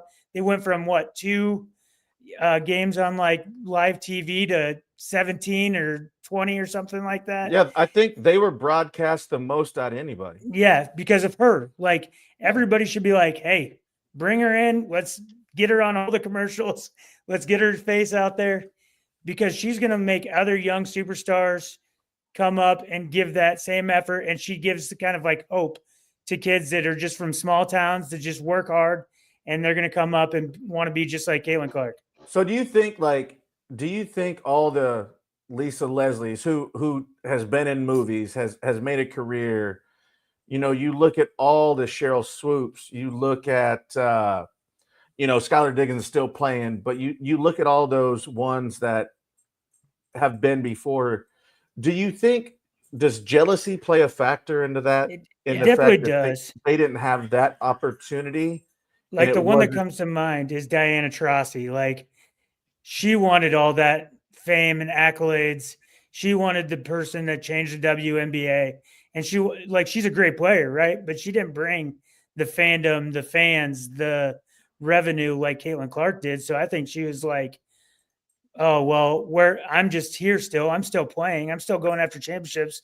Don't forget about me. That's just straight jealousy from all of them, which is crazy. Especially her, because she's a hypocrite, because she had a lot of those same treatments that Clark has had. Right, Now she's exactly. criticizing Clark for having it. And you're like, Megan Rapinoe, she's supposed to be, all about women's sports and bringing women to the limelight. And she's even talking crap on Caitlin Clark. It's like, what are you guys doing? Like, think about what you're doing. Like, make her rise and your league will rise, and then you'll get the benefits from it. Isn't that the most remarkable thing, though, about all this is she had this coming at her from every angle. You can't really we supported her the entire time on this program throughout her rise, and we got accused of being racist because of supporting her. And think about me. Everybody's saying that I'm a racist piece of garbage because I came out and stuck up for her. But go ahead. I'm sorry. Well, all right. There was no blame to Speedy or myself, all on Errol. Let me fix that.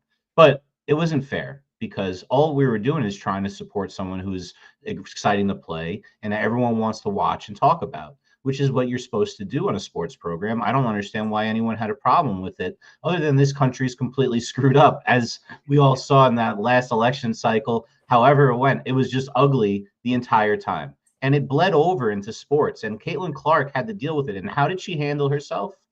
Like a champ, man. She handled herself in the way, like, she just did her work. She played harder. She let it get motivated her. She could have whined like Kevin Durant and guys like that we deal with all the time, complained about being slighted for every little thing. No, she had real things to be upset about and how she was being treated. And she just, did that. I don't want to say she's Jackie Robinson. She's not Jackie Robinson. No. But if you ever watched the Jackie Robinson movies, Branch Rickey told Jackie Robinson, I need someone who's not going to fight back. And she just played the game. And she was great. And people keep supporting her because she's great in that same way, in my opinion. And she kept getting better. Yeah. Right. And it's sad that she had to come out and post like that she's fun with her teammates, because people are saying she's a bad teammate. She isolates herself. So she has to post videos of them like swimming and like doing different fun activities just because people can't stop bashing her. Like, she's done great. She deserves it. She's a superstar, and I can't wait to watch her play a lot more. She's a bad teammate, yet she's the victim of all these cheap shots from guys that are women that are like going after her for whatever reason. I mean, like, yeah. And the excuses that they give for doing it, like, oh, you weren't even on the ball. Like, what? And guess what? She was still first team all WNBA in her first season in the league, rookie of the year. broke the record for assists and threes. At least assists. Speedy, was she on the threes record as well? Broke the threes record. I think, yeah, Java's right. Second in assists for that. And second in assists. And fourth in the MVP voting, too. And wasn't she fourth in MVP she was voting? Triple doubles? Yeah. Yeah, she had a triple. Yeah. Triple double. She did it all, man, and she's only going to get better. And that's so exciting for, let's face it, most of us only watched very little clips of the WNBA ever. You know, it's not, we'll watch college before WNBA. And I think I'm that's not going to lie. changing now with her. I did watch 2 full games. I will admit. I watched 2 full I watched games. the Angel Reese games because just to see that play out on the court. I mean, there's a draw there. I attended one this year. That probably wouldn't have happened without Caitlin Clark. Like my family having the influence. No, you're right. To want to go see a WNBA game. And to be honest, and just to wrap this up, guys, I didn't really know the star, and this is why it's crazy that the stars of the WNBA went after her. I didn't know the names of many of the stars of the WNBA before she brought my eyes to that sport a little bit more focused than they were previously. And they need to realize that it's good for them. It's good for both of us, which is the It's message. good for both of us, right, Speedy?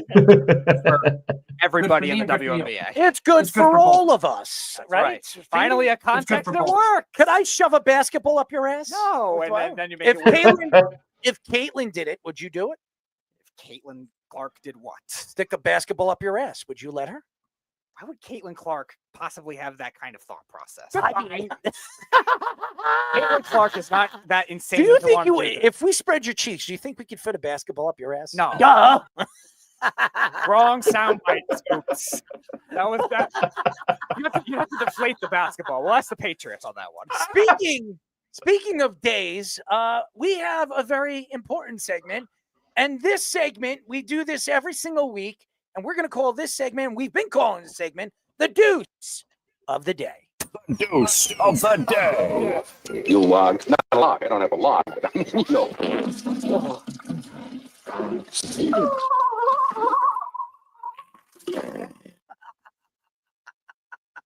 I love that drop. It's Gross sexual crap. Our Deuce of the Day goes to the NBA tournament, ladies and gentlemen. Oh, my God. Watching this makes me want to hurl. I actually would rather take a deuce. Seriously, I watched Dame Time put up these numbers, and everybody's talking about, oh, look at these numbers. We're going to remember this in tournament history. Guess what? The Lakers won the tournament last year. Remember that? Yeah. What did they do in the playoffs? Give me a break. The WNBA, the NBA, the NHL, if they build these stupid mid-season or first half season tournaments, it ruins the game of basketball. It's not building anything. Why? Because they're building jerseys and they're making, what do they have? These like lights out freaking courts that they have right now, these digital courts. It's ridiculous. It's pathetic. And honestly, I could give a rat's ass who wins this tournament. I only care about who wins the NBA championship.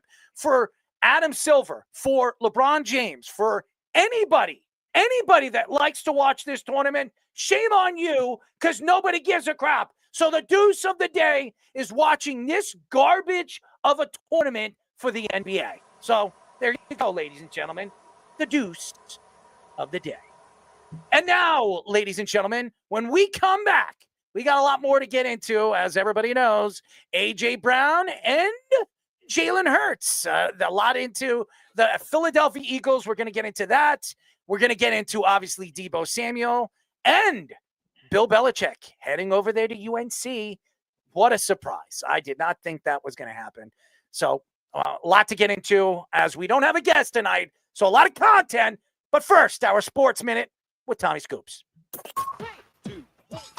This is the Jabba and the Mouth Sports Minute. What up? It is Scoops, as always, bringing you guys the Sports Minute on Jabba in the Mouth. And starting off with some NFL, the league says that they plan to eliminate all low blocks to eliminate the injuries to players' knees and waist. As NFL executive Troy Vincent says that low blocks should be eliminated from the game entirely.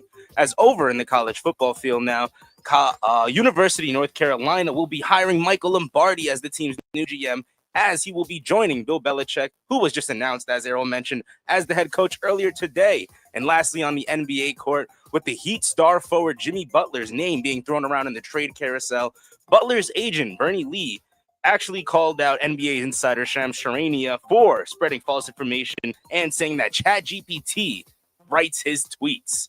And keeping it with the NBA court, as we transition now into Scoops' scores, the Hawks have a 77-68 lead over the Knicks right now in the NBA Cup in the third quarter. As over in the NHL, in the second period, the Senators have a 3-0 lead over the Ducks, and the Rangers have a 1-0 lead over the Sabres to end the second period. And that is all the time that I have for you guys right now, so I'm going to kick it back to the boys for Jabba in the Mouth.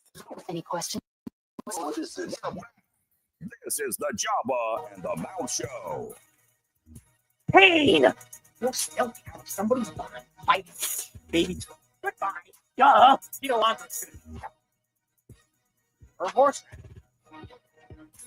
I spank that ass. I spank that ass. Arr, arr, arr. Spank that ass. I spank that ass. Arr, arr, arr, arr. What is this? This is like crank music, right? This is gotta be crank music. Rick Ross, hold me back. Yeah, it's crank music. That's what they call crank music. Welcome back, ladies and gentlemen. You're listening to Jabba in the Mouth. I'm your host, Errol Marks, my co-host. He's somewhere. Jabba Chamberlain and Speedy Petey. 631-672-3108 is the number to call. Go to our website at www.worldwidesportsradio.com. Check out all our shows throughout the week, including Jabba in the Mouth, every single Mondays and Wednesdays at 7:30 p.m. All you have to do to tune in and check out our local listings for all our shows is go to our website at www.worldwidesportsradio.com. As we wait for Jabba, guess what this show is brought to you by? Ice Shaker, ladies and gentlemen. It is beautiful. I got an American flag on mine. And Speedy, you have, there's Jabba's, and there's your Speedy. What is that, by the way? What is it? What does it say on that? What does it say? It says Ice Shaker. It's the ice shaker. What? It's got like a sign on it. Is that a money sign or something? It's got something. That's the Ice Shaker logo. Whatever. Ice Shaker logo. So there you go, Speedy. Why don't you speak up? Ladies and gentlemen, founded by NFL fullback Chris Gronkowski, Ice Shaker was developed with one goal in mind to help people live an active and healthy lifestyle by providing them with a ultimate drinking vessel for their nutrition and hydration need. Ladies and gentlemen, if you go to iceshaker.com, Ice Shaker has a special offer just for the holidays. Buy 2 Flex bottles and get 2 absolutely free. Check out this sale and our new Marvel and Spider-Man products by going to iceshaker.com. Click the link at the top of the page. Ladies and gentlemen, get your Ice Shaker. It is the holidays. You want to get something for your grandmother, your grandfather, your aunts, your uncles, your damn little 10-year-old son. You got to get yourself an Ice Shaker. It shakes, it bakes. Does it bake, Speedy? I never tried baking one, but I don't think it would be a good idea. Let's stick it in there.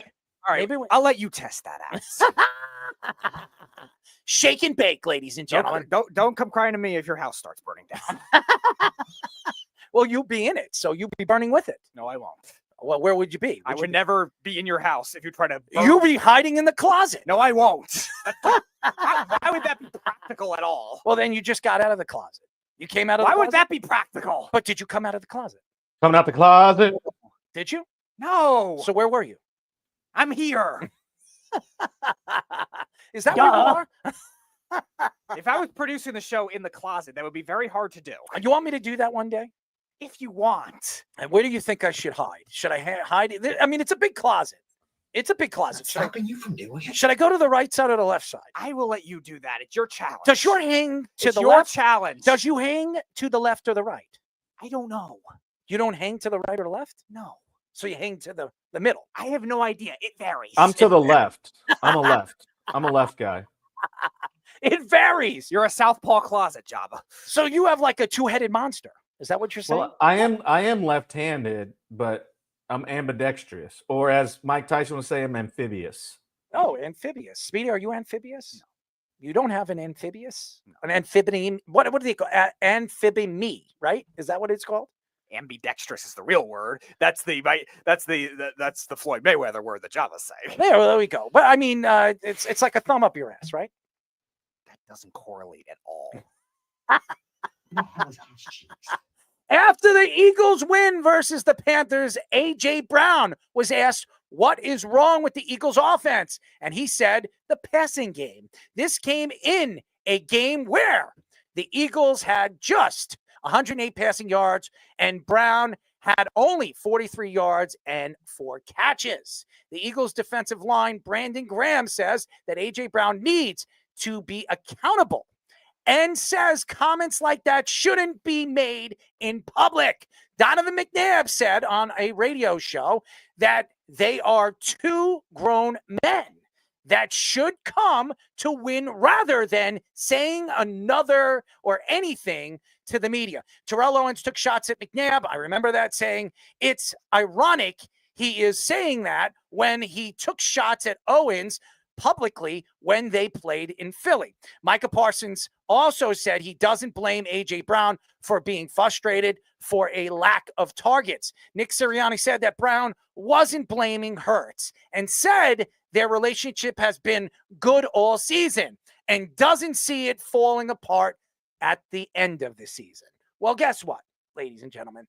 It's just really hearsay and argumental thoughts, and everybody wants to talk. And over there in Philadelphia, there's really nothing to complain about. Why is there nothing to complain about? They're winning. Why are they complaining? They're winning. It doesn't matter how they win. They're getting the W. They should be worried about the playoffs. There's no question. That was one game. And as long as Saquon Barkley is healthy, the offensive game will figure it out. You have a weapon like that, and you can use Saquon Barkley in many different ways. It's going to open up seams. A.J. Brown is not having the season he had last year. He had an all-time great year for an Eagles wide receiver. I mean, how many Eagles wide receivers put up the numbers A.J. Brown put up? I mean, the last one, I would say Terrell Owens, okay? And to me, what A.J. Brown stands for is he's not a guy that's going to go out there and throw people under the bus. That's why I was very surprised that he did this. This is not his style of game. CeeDee Lamb did it in the beginning of the season. I was very surprised CeeDee Lamb did that because he's not that type of player. But again, when you're winning, there shouldn't be anybody throwing anybody under the bus. But you can tell there's a lot of gripe if there's a defensive player like Brandon Graham, who's a leader of a defense that has had problems in the past. As we all know, one of them are playing for the Jets in Hassan Reddick. And there was stuff going on with the offense and the defense when that was going on last year. So, again, it's all competition. And I love A.J. Brown. I love everything that he stands for and everything that he has been in the NFL. You want that kind of player. He is a leader. And if you look at what Smith has done over the last 3 years, why do you think he has become one of the best slot wide receivers in football? It's because of A.J. Brown. A.J. Brown is getting double teamed most of the time. Now you have a guy like Saquon Barkley. Jalen Hurts, is he having the season that he had before he got the $230 million? No. And I didn't expect him to do that. But again, all Jalen Hurts has to do is put up W's. If they're putting up W's, it doesn't matter how they do it.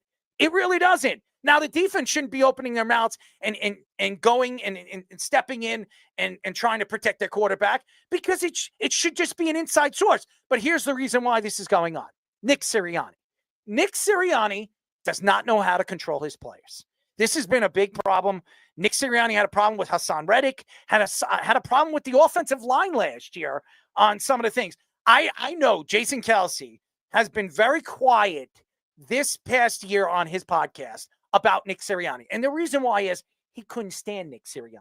There is a lot of Eagle players that can't stand Nick. The only reason why Nick still has a job is because they made the playoffs last year. And the only reason why he might keep his job is because I believe the addition of Saquon Barkley and the way this defense is played with a new defensive coordinator, they have become an elite defense and the best running team in all of football. Yeah, and again, it's up to Nick Sirianni to make that kind of relationship stable where it doesn't happen like it did last year. Now, obviously, last year the Eagles' defense was not the same as it was this year, and even though they were 10-1, their point differential was not great. So a lot of people thought they still weren't the best team in the NFC that year. But this year, right now, it's neck and neck with them and the Lions. With Green Bay falling off recently, it's probably those two teams, the top two teams, not only in the NFC but in the NFL this year. And this is a team that has a young defense. They have a lot of talent and a lot of depth in that area. This pass rush was really bad at the beginning of the year. They're starting to get it going.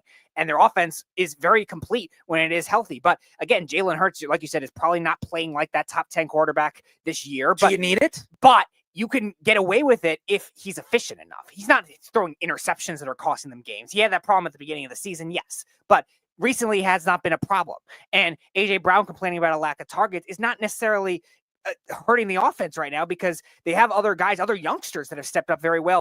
The King Calcaterra stepped up nicely when Dallas Goedert was hurt. They have some younger receivers that are playing well when Brown and Smith have been hurt. So they're still finding their way amidst all that. Like Jalen Hurts, I think he has fallen off since that near MVP year, but he's still a top 10 quarterback talent-wise, and he's still a smart quarterback. Like the same kind of thing I think with Kyler Murray too. Like Kyler Murray's played smarter this year, even though he's not as like his numbers aren't as good. I think the same thing with Jalen Hurts. And I think Jalen Hurts deserves some adversity for this. For AJ Brown to say that kind of thing, yeah, the numbers don't look great, but you can't say that he's ruining the Eagles offense because the passing attack is not there because he's not an inefficient quarterback.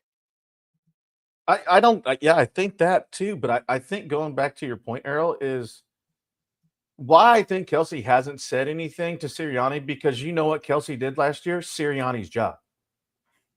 And he made sure he kept them together. And where Sirianni didn't have to do that, now you have certain guys with certain egos where you don't have that in the aspect of what they are and what they're doing. And I mean, AJ Brown came out and was like, our relationship is personal. Duh, all relationships are personal. Like, it's not like we all have a team aspect, but we all have personal relationships with one another on and off the field, right? And some of them carry in a great space, some of them carry in a bad space. But I think why they haven't done anything, and he kind of barked off a little bit on Monday night, talking about the Eagles and whatever. And people have had something to say, but if you as a superstar haven't had an argument with somebody else on your team, like it happens. I mean, I literally had an argument with Mo, and he's one of the greatest to ever do it. Do I give a shit? No, because that's who I am. Don't apologize for it. Who cares? You know what? That's the way you felt, and that's who you are. Don't change who you are and what you are. If that's what you agree with, you didn't even get a target till the second quarter. I'm too good for that. Don't apologize for it. Understand of what it is. Like, and if there's needs to be a change in some conceptual or scheme or something that you feel like I can get open in this, like, hey, let's have a one-on-one and let's go talk. And let's figure it out. Like, our end goal is to win, right? Mm-hmm. Unless you're selfish and it's like, I'm after my bag and that's all I want. And you hope A.J. Brown doesn't become that either, because, yeah, he had the comments last year. He had the comments in the offseason with Hassan Reddick, that whole drama. And, again, you just hope it doesn't spiral. Like, kind of after that, once he got paid, so that has something to do with it. But once he got that contract, he hasn't really been talking as much for the last really 8 months or so. But now, all of a sudden, this is coming back because they had a down game against the Panthers. Shout out to Wes for predicting the Panthers would cover the spread in that game. But, again, it was a down game. They were playing down to a lesser team, and they almost lost. But at the same time, again, it's not ruining the whole team yet, and you can't let it spiral on that based on last year. And that's where I think Donovan McNabb and everyone else commenting on that is right to try to say that, all right, AJ Brown should keep it in house. But at the same time, you have to make sure that it doesn't ruin your whole team culture. And I think that's why Brandon Graham stepped in too. Yeah, he apologized for the comment. Yeah, he's saying maybe he went to an extreme too, but you need those veteran leaders on the defense. And like Errol was saying, the veteran leaders on the offensive line have to do it on the offensive side because the rest of their team is pretty young for the most part, outside of maybe a few players. It's crazy. And I'll say this. The Eagles are a team right now that have a tremendous amount of weapons. They really do. I said it. Goddard has not even been healthy all season long. And when he is on the field, you add one of the more dynamic tight ends. People forget that Dallas Goedert was a first-round draft pick. This guy was a great draft pick. So if you look at Saquon Barkley, this guy was a top 10 pick. Goddard was a top 30 pick. You have A.J. Brown. He was a first-round draft pick. I mean, Smith was a first-round draft pick. You got 4 guys that were first-round draft picks. It's incredible. And your quarterback was a second-round draft pick. So it says a lot about the talent that you have overall of your team. Now, Donovan McNabb, I love Donovan. I love him. And I stand for a lot. Why I root for the Eagles when the Jets don't make it is Donovan McNabb. I followed him at Syracuse. When I met him in Miami, it was fun. It was interesting because he didn't want to speak to anybody. He spoke to me because I was spitting out numbers that he had in Syracuse, and he just turned around and he smirked. He smiled. He couldn't believe that I knew that. Terrell Owens was a personality. He is a personality. Anybody that knows Terrell Owens knows he doesn't shut the F up. He still believes he can play in the NFL, and maybe he could. He can run a 4.5. We've seen him do that. It was a year and a half ago when he still looks like he can. That's for dang sure. No question. But nobody would bring him to their team because the guy is a cancer. That's what he is. And what goes on with the Eagles, what has gone on with the Eagles over the last 2 years is something's in that locker room that is not clear. And what I mean by that is, it's like this. When you go to the bathroom, and I'm not trying to be disgusting or anything like that, the first thing you do when you urinate is you see what kind of color it is. Is it yellow? Is it clear? That's what you're looking for. If it's yellow, it means you're not drinking enough water. It means that you need to intake more water. Well, that's the Eagles right now. No matter what they do, they are the yellow urine. And I'm not saying this to attack Eagle fans or the Eagles. This is the problem this team has always had. There is somebody that's that yellow urine in that locker room that no matter how much leadership is there, Jason Kelce last year, there was still fighting going on in that locker room. And even now, trust me, Brandon Graham is a leader. This is his final year. Cox's final year. These guys came back because they want to win another Super Bowl.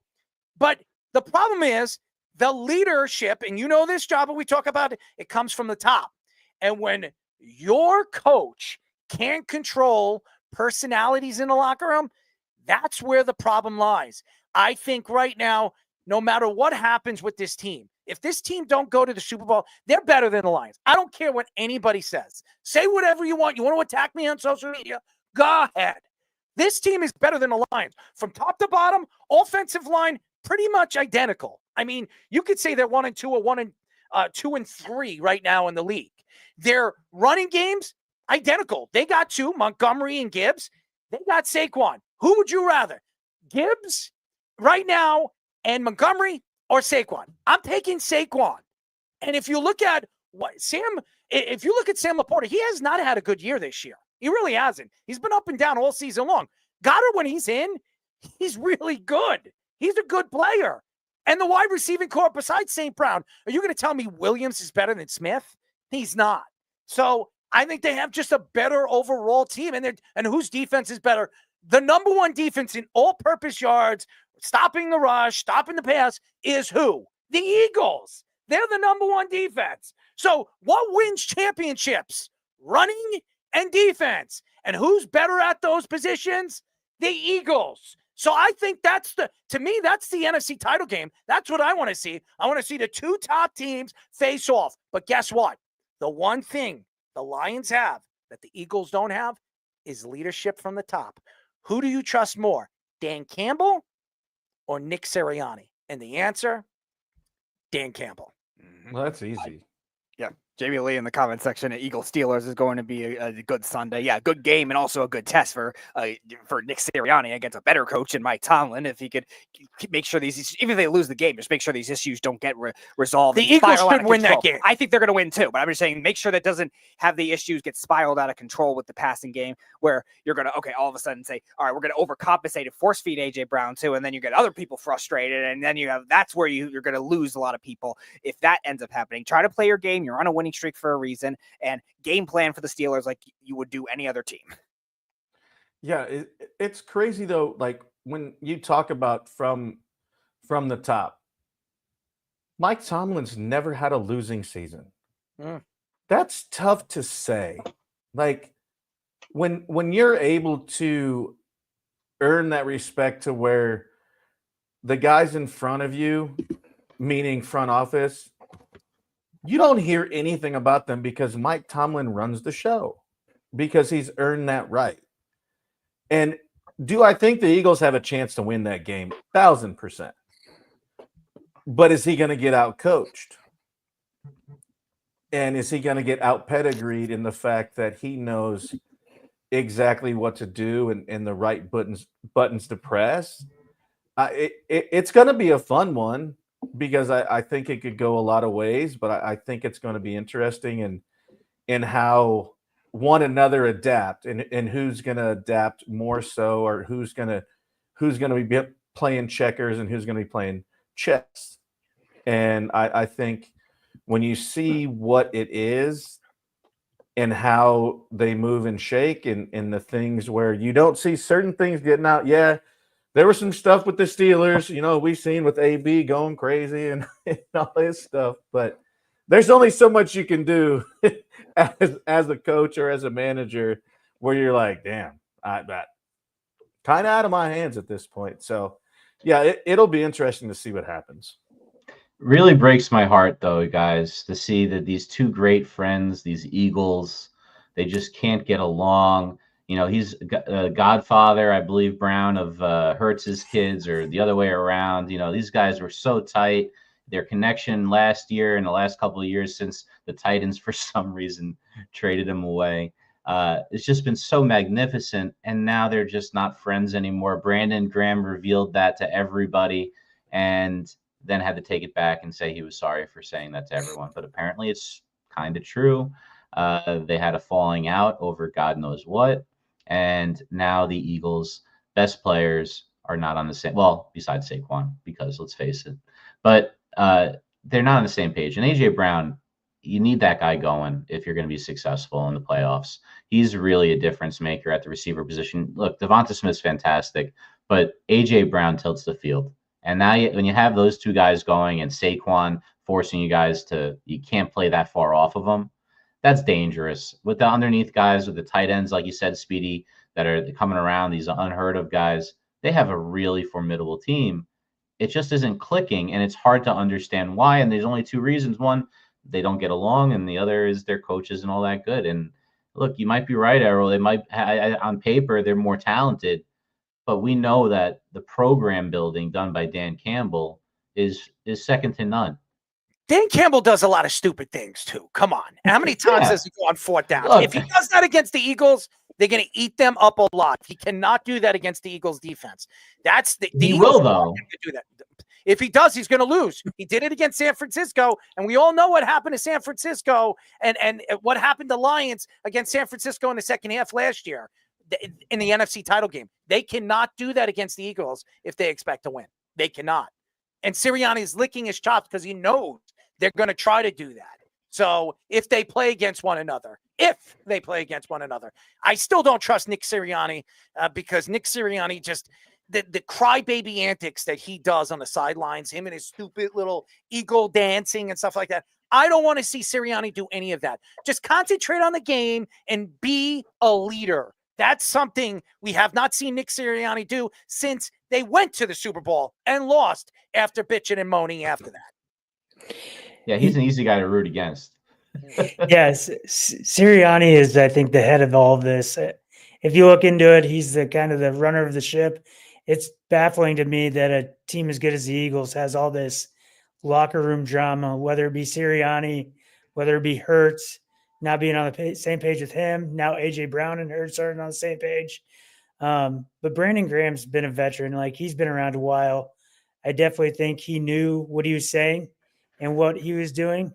Now he has to backpedal a little bit, but hopefully, I mean, maybe they come out of this and they throw the ball to A.J. Brown a lot more, but at the same time, he's been hurt a lot of the season. So it's like he hasn't been getting touches because he hasn't been on the field. So it's hard to get him the ball and get in a rhythm with your receiver when the guy's not on the field. It's crazy that they just keep shooting themselves in the foot, some would say, but hopefully I don't think Sirianni, if they don't make the Super Bowl this year, will be the coach going forward. I don't know. There's just too much locker room drama for me. if they don't go to the Super Bowl, there's no way he's going to be the coach of that team. That's insane. You're absolutely right. Owen, I agree with you because this team is too talented. And you're bringing a defensive coordinator that, he's been a journeyman for the last couple of years. But everywhere he's gone, he's got those defenses playing well. Even Miami, before their injuries last year, their defense was, I wouldn't say a top 5 defense, but they were in the top 12 in the NFL. And that says a lot about what coaching can do to a defense, a.k.a. what we've seen with McDonald. Look what McDonald's done to the Seahawks defense. Look what they did. I'm going to say this. Did anybody think Williams was going to intercept the ball and do a pick six? I mean, seriously, he's an ex-Jet. I know the Jets drafted him, but this fat ass actually caught the ball and had a pick six in a game against the Jets offense. The best career game he ever had at MetLife Stadium. It says a lot about what a defensive mind. If you're Rex Ryan, look what he did with the Jets defense. It's a different game when you have that style of game and you have that ability to actually dominate the game on that side of the ball. To me, when Donovan McNabb comes out and says the things that he has said, and I agree with Donovan, I don't care what Terrell Owens, and I like T.O. I don't care what T.O. has to say because T.O. is a crybaby. I'll make jokes to the end, to the day I die. When he went up there after the game, he said, "He's my quarterback." Every time when he did that, I couldn't stop laughing. As a matter of fact, when I saw T.O., and I'll never forget it, the first thing I said is, have you spoken to Donovan lately? He looked at me, he gave me the ugliest look, and he turned around. So that was the only time I had a chance to speak to Terrell Owens. He didn't like what I had to say. And Donovan, when he talks, when I spoke to Donovan about T.O., says nothing but good things. He's the best wide receiver I ever played with. So it says a lot about what type of personalities these two guys are. So it's all about personalities. Jabi, you know that. You're a strong personality. And when you were in a locker room, you didn't give a crap if it was Mariano Rivera or Bernie Williams or Derek Jeter. If they're coming up to you and they're challenging you or saying anything that turns you off, you're going to speak your mind. And that goes for any athlete when they know their talent is just as good as anybody else. We put our draws on the same way. Like same thing with T.O. Like I'll never forget, we won the World Series in 2009. We get our check in December. We go to spring training. It's an extra big amount of check. I'm like, I'm a fat kid from the north side of Lincoln. You know what I'm going to do? I'm going to go buy a Bentley. So went bought a Bentley. Then I blow my elbow out. Like the next year, I think, or whatever. And that was when T.O.'s knee was hurt or something. So we were in Pensacola with Dr. Andrews. I moved there to handle my elbow. And he's driving that the Transformer Camaro, that yellow one. And come in and whatever. And he's like, "Oh, yeah." I was like, "Oh, who got that? What is it? The Bumblebee? Was that the Bumblebee Camaro or whatever?" Yeah. And he's like, "Yeah, that's mine." I was like, "Oh, well," I go, "Don't dent my Bentley." And that's the only conversation I've ever had with T.O. Again, there he is. I love T.O. He was great though. He was hilarious. He was awesome. I love Terrell Owens. I loved him in San Francisco. He's the second greatest wide receiver in my book from any wide receiver you can name. The only person I thought was better than him was Jerry Rice. And by the way, we're going to get into the Randy Moss situation because it's horrible. It's horrible what we just heard, that Randy Moss has cancer. It's just a horrible, horrible thing to think of, about a player of that magnitude coming down with cancer like this. I mean, this is a cancer that can absolutely kill you. And it's a horrible story, but we will get into that a little bit later. We'll add that to one of our segments. But Terrell Owens, to me, is the second greatest wide receiver of all time. And you could go down. Randy Moss, you like Randy Moss? You put Randy Moss there, that's fine. There's an argument between him and Randy Moss, okay? I don't think there's any. And Ocho Cinco, he's not a Hall of Famer. I don't want to hear that Chad Johnson or Ocho Cinco is a Hall of Famer. Brandon Marshall has a better chance of making the Hall of Fame than Chad Ocho Cinco. Okay. Because if you look at the numbers, what Brandon Marshall did in the 13 years that he played, I think it was 13 or 14 years in the NFL. I think Brandon Marshall, 7 or 8 of those years, he had over 1,000 yards in 10 years, but 7 or 8 of those years, I mean, he was amongst the league's top 5 in all-purpose yards and everything. Brandon Marshall, and by the way, we should get Brandon Marshall on this show. He will be one of the best guests. He is funny. His podcast, it's the only football podcast I actually listen to. If I listen to anything, it's Brandon Marshall because he's straightforward. He's straight. Here's the best word. He's straight gully. That's what he is. That's the way he says it, and that's the way I'm going to say it. He's straight gully. I love everything about him, his personality, and all the trials and tribulations that Brandon Marshall went through. I mean, his mental issues and all the different chemical imbalances that he's had over, the past in his career. It's an amazing story on where he's gone after football, and that's what I love about Brandon Marshall. So, well, and he's admitted that too, which I think is super dope. Like he ran for a little bit, but then he embraced it. And I think that's what people embraced about him too at that point, because he was like, you know what, F it. Like, you know what, this is who I am. I have to embrace what it is. So I think, and they do a great job. It's hilarious. Like when they go back and forth, who's Hall of Famer, when they get all of them together, it's like you're in the barbershop, man. We all know how that goes. Well, some of us do, some of us don't. But man, those are the most fun time. Yeah, no, definitely not you, Speedy. No, Speedy doesn't want to do that. He doesn't want to be hit in the wrong side of the rear, if you know what I mean. Hey, but I think Speedy could keep up at the barbershop, though. I think he could, because they would start talking sports, and I think Speedy could go in. He would, and then they'll go off target with something else, and Speedy will be in like oblivious of the world. He'd be like in no man's land or something like that. He'd be in like he'd be on Earth when it comes to sports, and then he'll be on Venus when it goes into something else. I'd be getting my beard shaped, and they'd bring something up, and then I'd get sliced. Actually, he wouldn't be on Venus. He'd be on Uranus. It's actually Uranus. It's Uranus.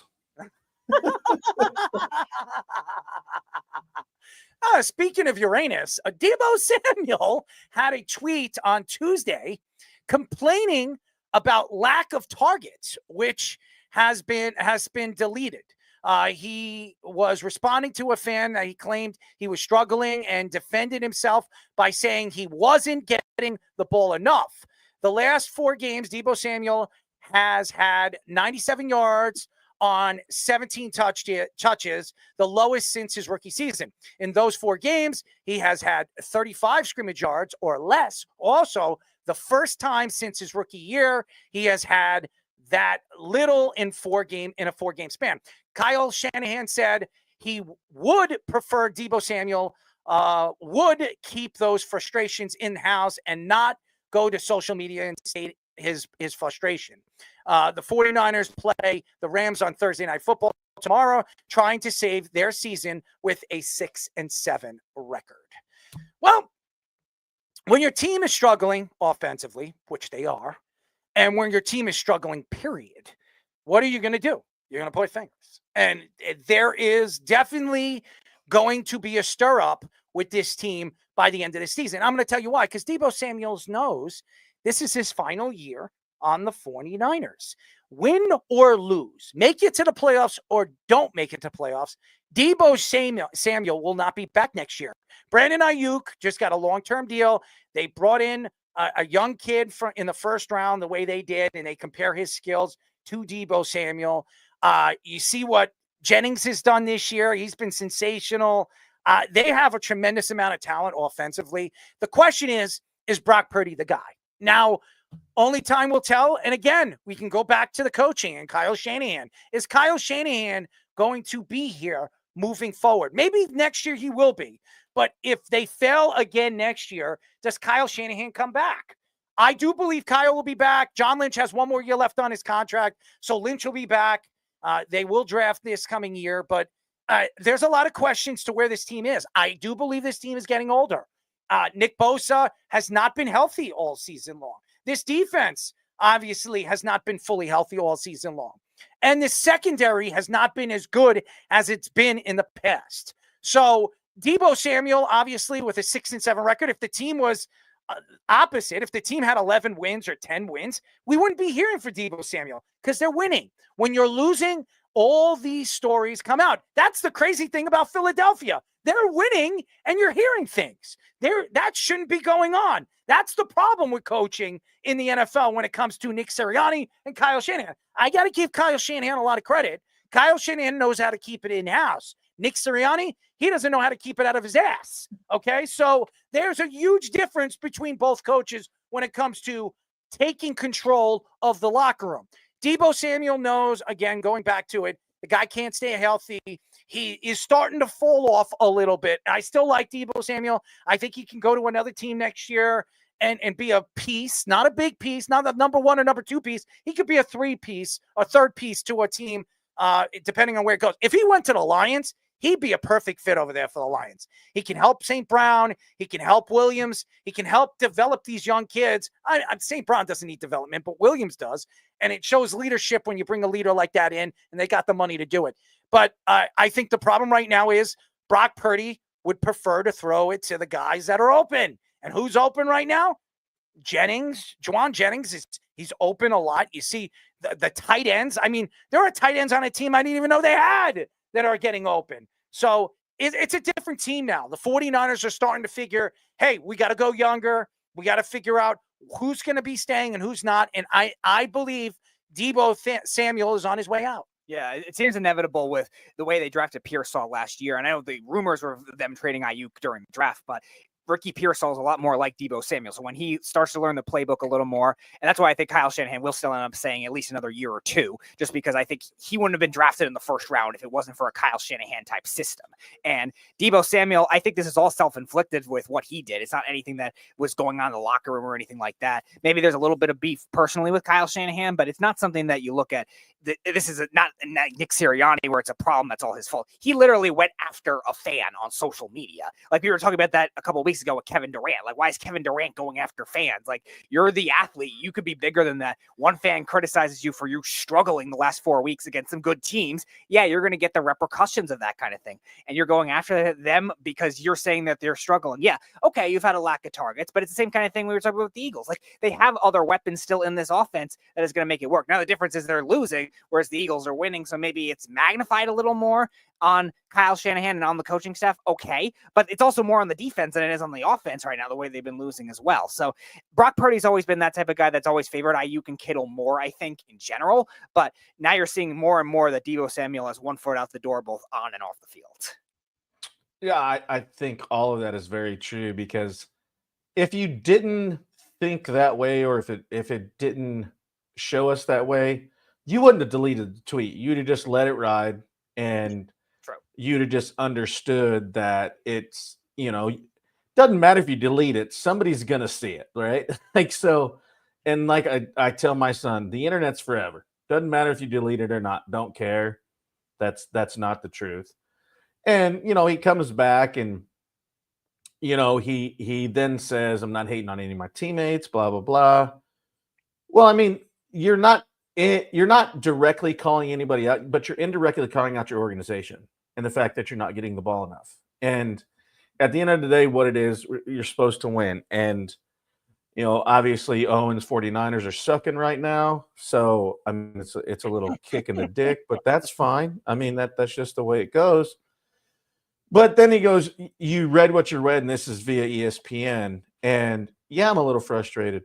Well, yeah, I get you're frustrated, but there's ways to handle it where it doesn't need to be everybody's news. It could be your guys' news, and you guys figure it out between yourselves. That's it. Like, it ain't that hard. It's not that hard. It's easy to go up and be like, hey, you know what? I feel like, we can either run some new schemes, or I'm getting open and I'm not getting the ball enough. But you don't go to Twitter, man. You don't go to Twitter. Like, I get it. Emotions come into play, and it's, you don't want to do anything from offending a teammate or feel like you're attacking him. But there's 10,000 better ways to handle it. And it's just, then you delete it. It just kind of makes you look soft. But that's just my personal opinion. Yeah, I think this whole thing is fallout from the Super Bowl last year. You guys talk about him being done with the 49ers after this season. His career might be coming to a close in general. He's not as fast. He can't be as physical. Before this year, you always had Deebo Samuel as the best leader in the clubhouse. He was the one picking everybody up. He was the one that was getting in Aaron Donald's face saying, "Hey, we're going to beat you up and stick it to you." Like, he was the leader of that clubhouse or that locker room, whatever you want to call it. So I think losing last year is taking a hard toll on him. Then not having that great a year this year. The funny part about the tweet is Twitter came out and like fact checked him, and they're like, "Hey, you also lead the team in drops, so maybe figure that out." So that's probably why he deleted it, is because the Twitter AI came out and called him out. So he's had a rough year getting into it with the kicker, not playing his best ball. Hopefully tomorrow he goes off. He kind of goes off against the Rams. So he hates the Rams. So He owns the Rams normally, I'll say. that's what I'm saying. So I don't know what's exactly going on. Brock Purdy did come out and say, "Hey, look, I understand. We talk about it. We sit down for lunch every day." And he's right. He isn't getting the ball enough. So he handled it the right way. I just think Deebo is frustrated from being at 2 Super Bowls where they were ahead against the Chiefs and lost them both. And now his career is going to be coming to an end. And he's probably not going to get that ring he wants. So he's kind of taking it out on everybody because this is not usually him. I mean, I wouldn't put like dirt on the man's grave. He's still a fantastic athlete. He seems to take plays off. I hate to say it. Like you watch him and he disappears more than most great players. He just doesn't seem to be in the game as engaged as he needs to be this year. Because when that guy's going well, it's like one of those guys that you can put anywhere on the field. They used to put him at running back. Remember the story was Speedy that he wanted more money because he was getting so many running back snaps that he should be getting paid as a running back and a receiver at the same time. Obviously, it didn't go his way on that one, but he's really, or against the Jets trading for him at the time. Yeah, please. He's like the best version of a gadget receiver there is in the NFL, in my opinion.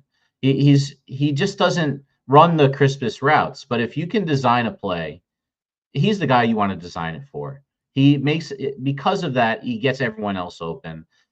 Kittle, being the amazing blocker that he is and pass catcher, helps out on the other seam. So when he's on the inside, they can play games with Kittle and him all day as long as they have a threat like Ayuk out there. They don't have that threat right now because of his injury. And I think teams are doubling down on Deebo because he can be a game breaker, and he's getting frustrated. Very much like our boy Stephon Diggs got frustrated with all the double coverage that he was getting on his way out from the Bills. And, and you saw what Diggs was before his injury this year. He was fine, but he wasn't that same player. So that's what I see for Deebo. But he's still, I wouldn't put dirt on the man's grave yet. Maybe he's still got some juice in there. He's got juice. It's just not going to be with the 49ers. The juice is going to be somewhere else. I mean, he might be pulling on Speedy's juice. It's not like OJ, the juice is loose? The juice might be loose in Speedy's pants, right? Not with him, but he's dead now. But still, point. Well, you got to yank on it, right? I'm not yanking on a dead man's dick. I wasn't pulling it. Jesus.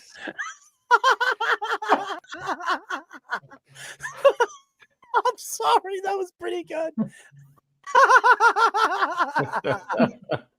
Oh man. From laughing to sadness, ladies and gentlemen, the story that broke yesterday within 24 hours that Randy Moss has announced that he has liver cancer. That's a horrible story. I mean, Randy Moss, for all the things that he's been through, Randy Moss might have never played football. Okay. If you know the story, they did a 30 for 30 on him in Virginia. He's gone through so much stuff in his career to go where playing in Marshall, and going to Marshall, where no other school was even looking at him. Nobody was looking at arguably one of the top 3 wide receivers to ever play the game. And he goes to Marshall, plays in Marshall the way he did, and then goes to the NFL and became one of the greatest of all time. To hear a story like that, he's been a pretty good analyst. He's not a comedian. There's no question that like that with the whole Tom Brady thing. That was horrible. But Randy Moss is a very likable person. He stands for a lot. A lot of players love the guy. And what he's been, not only for the game of football, but for so many people that never or think they'll never make it to a game where comes from a little town, a place that nobody makes it, comes from a town and does what he does.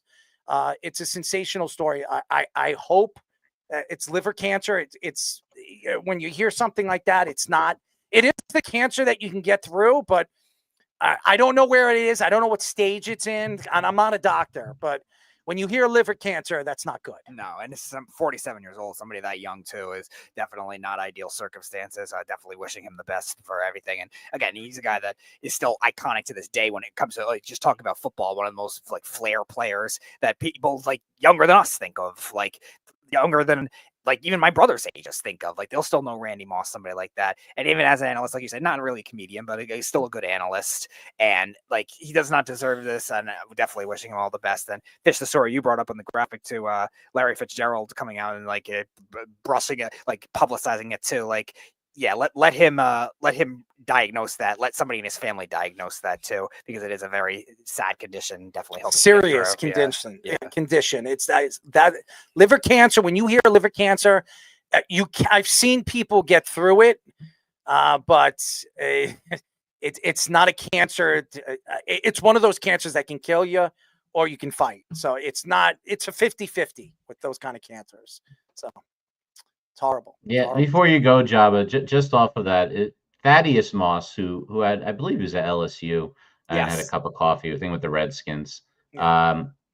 He was very furious online for, Larry Fitzgerald apparently went on his social media and just posted that sorry to something along the lines of sorry to hear that Randy Moss has liver cancer, and they were trying to keep it private.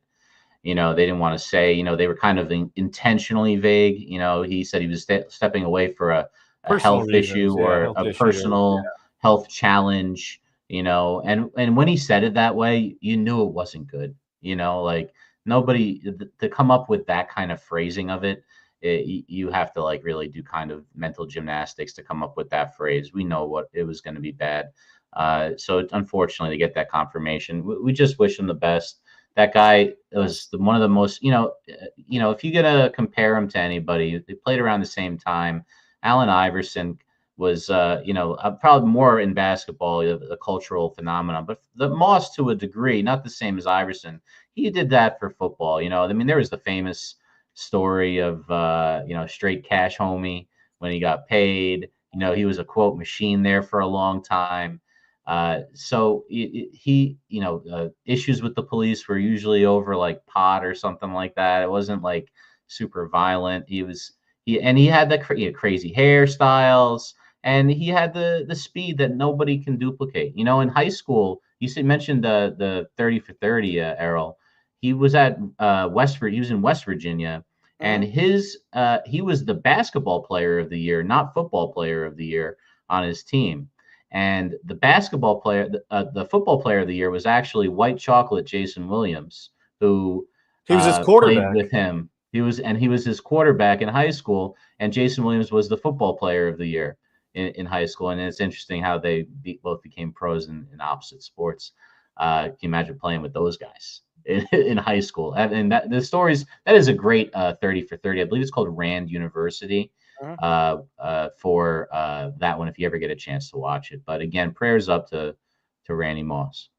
Yeah, it's just it's hard to put into words because we've all kind of been in experiences, and you never want to talk bad about anybody in a situation like this, but that's for the family to put out. And like I said, I don't think Larry probably meant any malice to it or whatever, but that's for the family to let everybody else find out. And watching him when I was a young kid, and seeing him go up and get balls, and just create a dynamic of the game and certain things. There's There's nothing more needs to be said. It's just all you can do is pray and hope that he gets better, because he is an absolute addition to this world, not only as a human from what I've heard, but obviously, talking football and in the football world. So all you can do is that secondary. It's, him being healthy and trying to get healthy for his family and do those things. So, fingers crossed, prayers up, and, he's going to grind. He grinded his whole life. So I don't think this is going to get him. Yeah, I just wish him all the best. He was one of my favorite receivers to watch. You said Jerry Rice is the best, which I agree. But Randy Moss, just watching him play, throwing the arm out, like right as he gets off the line, saying he's going to be open down the field, he was incredible to watch. He's one of those guys, too, that he probably wouldn't have even said anything. So I know it's not great that Larry Fitzgerald released it, but people get to recognize him now and give him his dues and kind of fight that fight with him. So hopefully we continue to hear good news out of this whole thing, because the last time he was on the TV, his eyes were yellow. He's obviously lost weight. He just didn't look all that good. So we'll pray for him on the show and hope for a speedy recovery. Speaking of fighting, now, ladies and gentlemen, our pound for pound segment. This is Pound for Pound. I'm coming for you. I was going to rip his heart out. I'm the best ever. I'm the most brutal of Michigan, most ruthless champion there's ever been. And I'm just ferocious. I want your heart. I want to eat his children. That's my favorite part. All right, Speedy, what are we arguing tonight? All right, so you guys are arguing the top 5 most dangerous goal scorers in the NHL. All right, Jabba, give us your 5th. We have to go in order. Can we just give them, because? Well, I mean, let's go 5. I mean, it doesn't have to be in order, but I'm going to go in order. So You're going to go in order, but Yeah, mine's going to be kind of all over the place. All right, go ahead. Because I caught hockey later. I learned about it later. So, and I've had this conversation with Wayne Gretzky about it was probably about 4 or 5 years ago, and I'm gonna go Steven Stamkos as one of them. Not only just because of being dangerous, but he obviously proven it and winning championships. And I think just being able to watch him and getting validation from the great one himself. And it's proven in what he's done and how he's done it. Obviously, he doesn't have the length of all of them. I mean, he's only played in 562 games. But I think when you talk about dangerous and that run that the Lightning made, I think there's a very valid point of him being dangerous at that point. All right, he's got Steven Stamkos as 5, but I guess he's going all around. My number 5 is Stevie I, man. Stevie Yzerman. I'm not a big fan of his in person, but Stevie Yzerman, what a leader from a Detroit Red Wings team that won 3 Stanley Cups with Sergei Fedorov, Alexander McGillney, Paul Coffey. They had all these great players on the team, but the leader of that team was Stevie Yzerman. And Stevie Yzerman not only was one of the greatest goal scorers of his day and his age, he was the best goal scorer in a 5-year span. If you look at his numbers right now, in 1987, he had 50 goals. In 1989, he had 65 goals. In 1989 and 90, he had 62, 51, 45, 58. Stevie Yzerman, in a 5-year span, was one of the more prolific offensive players I've ever seen. More hat tricks in a 5-year span than any player in NHL history. This guy not only is a born leader, he knew how to win, and he knew how to lead. Even if he wasn't on the ice, he was that guy. He was the guy, when you look at all the great players, the Lindstroms, arguably one of the greatest defensive players of all time, Fedorov, McGillney, all these guys that won with those teams, even Chris Chelios at the end, at the tail end, was on those teams. He was the guy, Stevie Yzerman. Chelios was crazy, by the way. That dude was nuts. Yeah, Errol, I'm going to give you the first round. Shut up, Speedy. Give us your number 4, you crazy bastard. I'm not going 4. I'm just going all over the place. Yeah, go. I mean, go. Yeah, whatever. Go ahead. I'm just going to be a dick right now. Wayne Gretzky. Fight with me on that one. I mean, You got Wayne Gretzky? Why do you have Wayne Gretzky? Remember, it's dominant goal scorer. You know? Dangerous in the aspect of what it is. Yes, did he play in the most games? Yes, did he have the longevity of what it was? But he was feared in so many ways where there's nothing that you could put on him. And as I was fortunate enough to be able to go back and watch, like obviously I wasn't able to watch him as a kid because I barely could wipe my ass at that time. But just seeing the thing and what he created and how he created a certain style of what he did, I think not only was it longevity and obviously playing with 4 teams and doing what he did, but I think just the way he approached the game and how he could change the game whenever he wanted. And I know we're talking about dangerous scores, but I just think there's an aspect of what he did that is never going to be duplicated.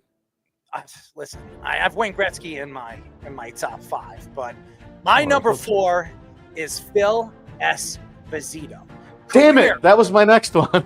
Phil Esposito, 717 goals, fantastic. Remember, he was drafted by the Chicago Blackhawks.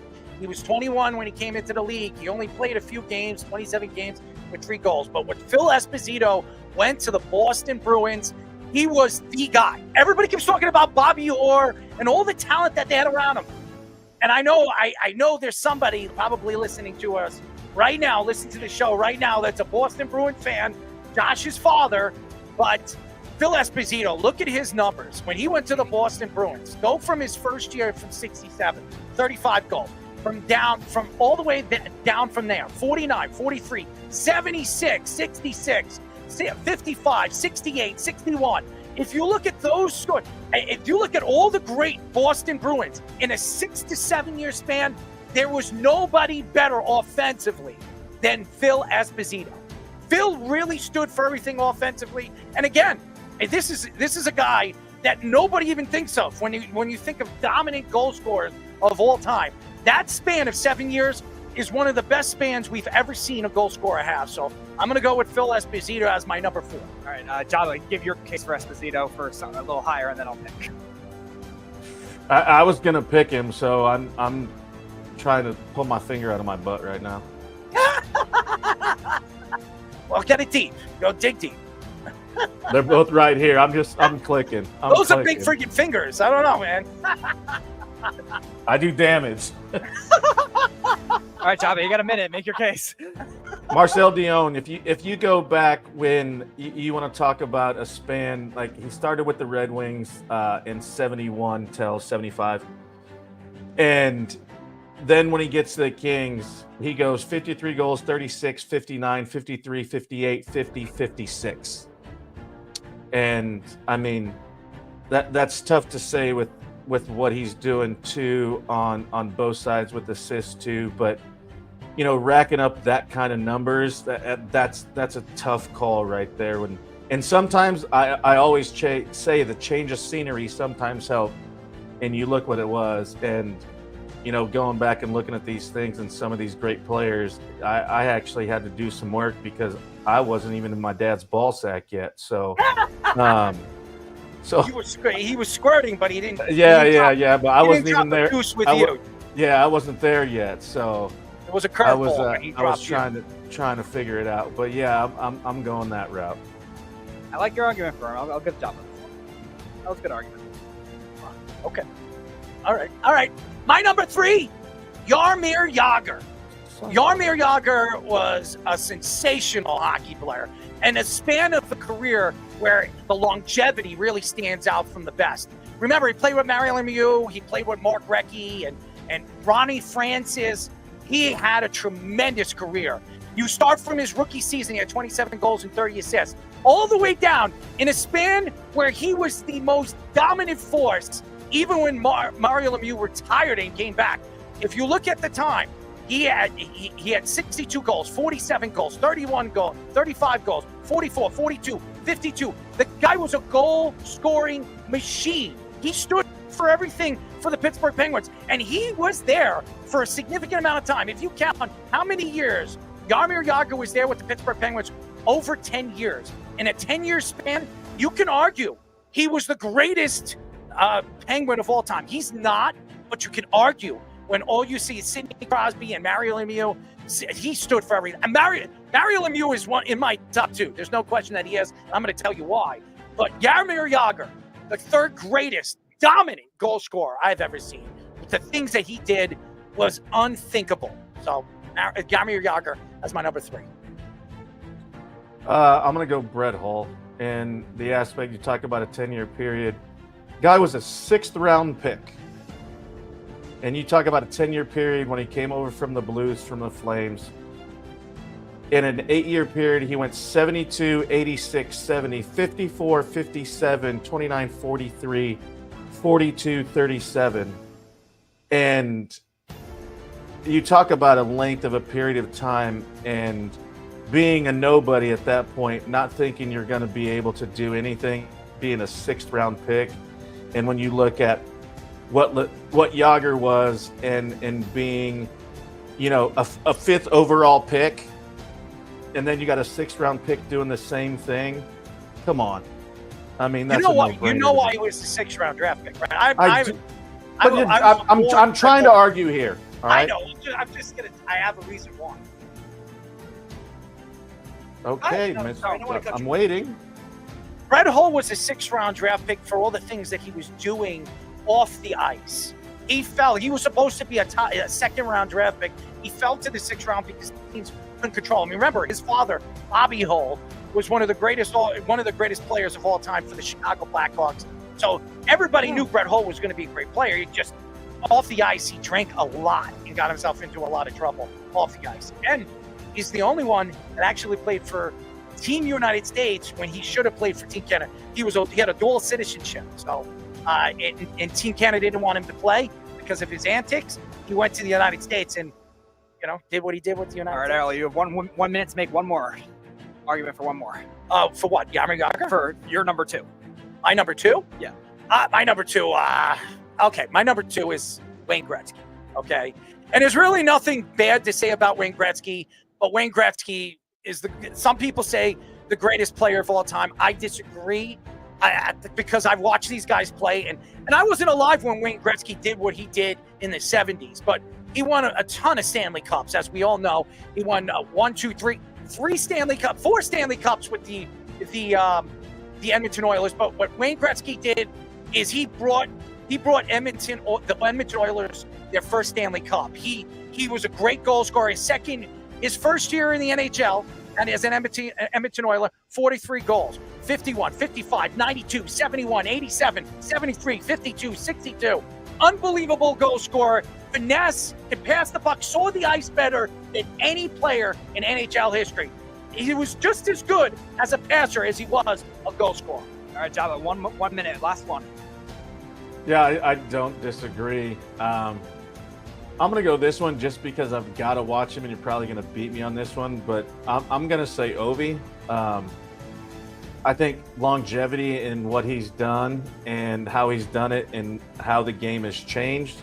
Has he been prolific as he was before? But he's always a presence on the ice and what he can do, and he's been consistent over his entire time with one team too, and I think that says a lot from both sides of it. But he's been so consistent as far as goals and assists and being able to set the standard of what it is in this new day and age. And I think for what he's done, I'm probably going to lose this one, but his accolades speak for himself and the things that he's done and all the teeth that he doesn't have now, and that he still grinds and gets after it.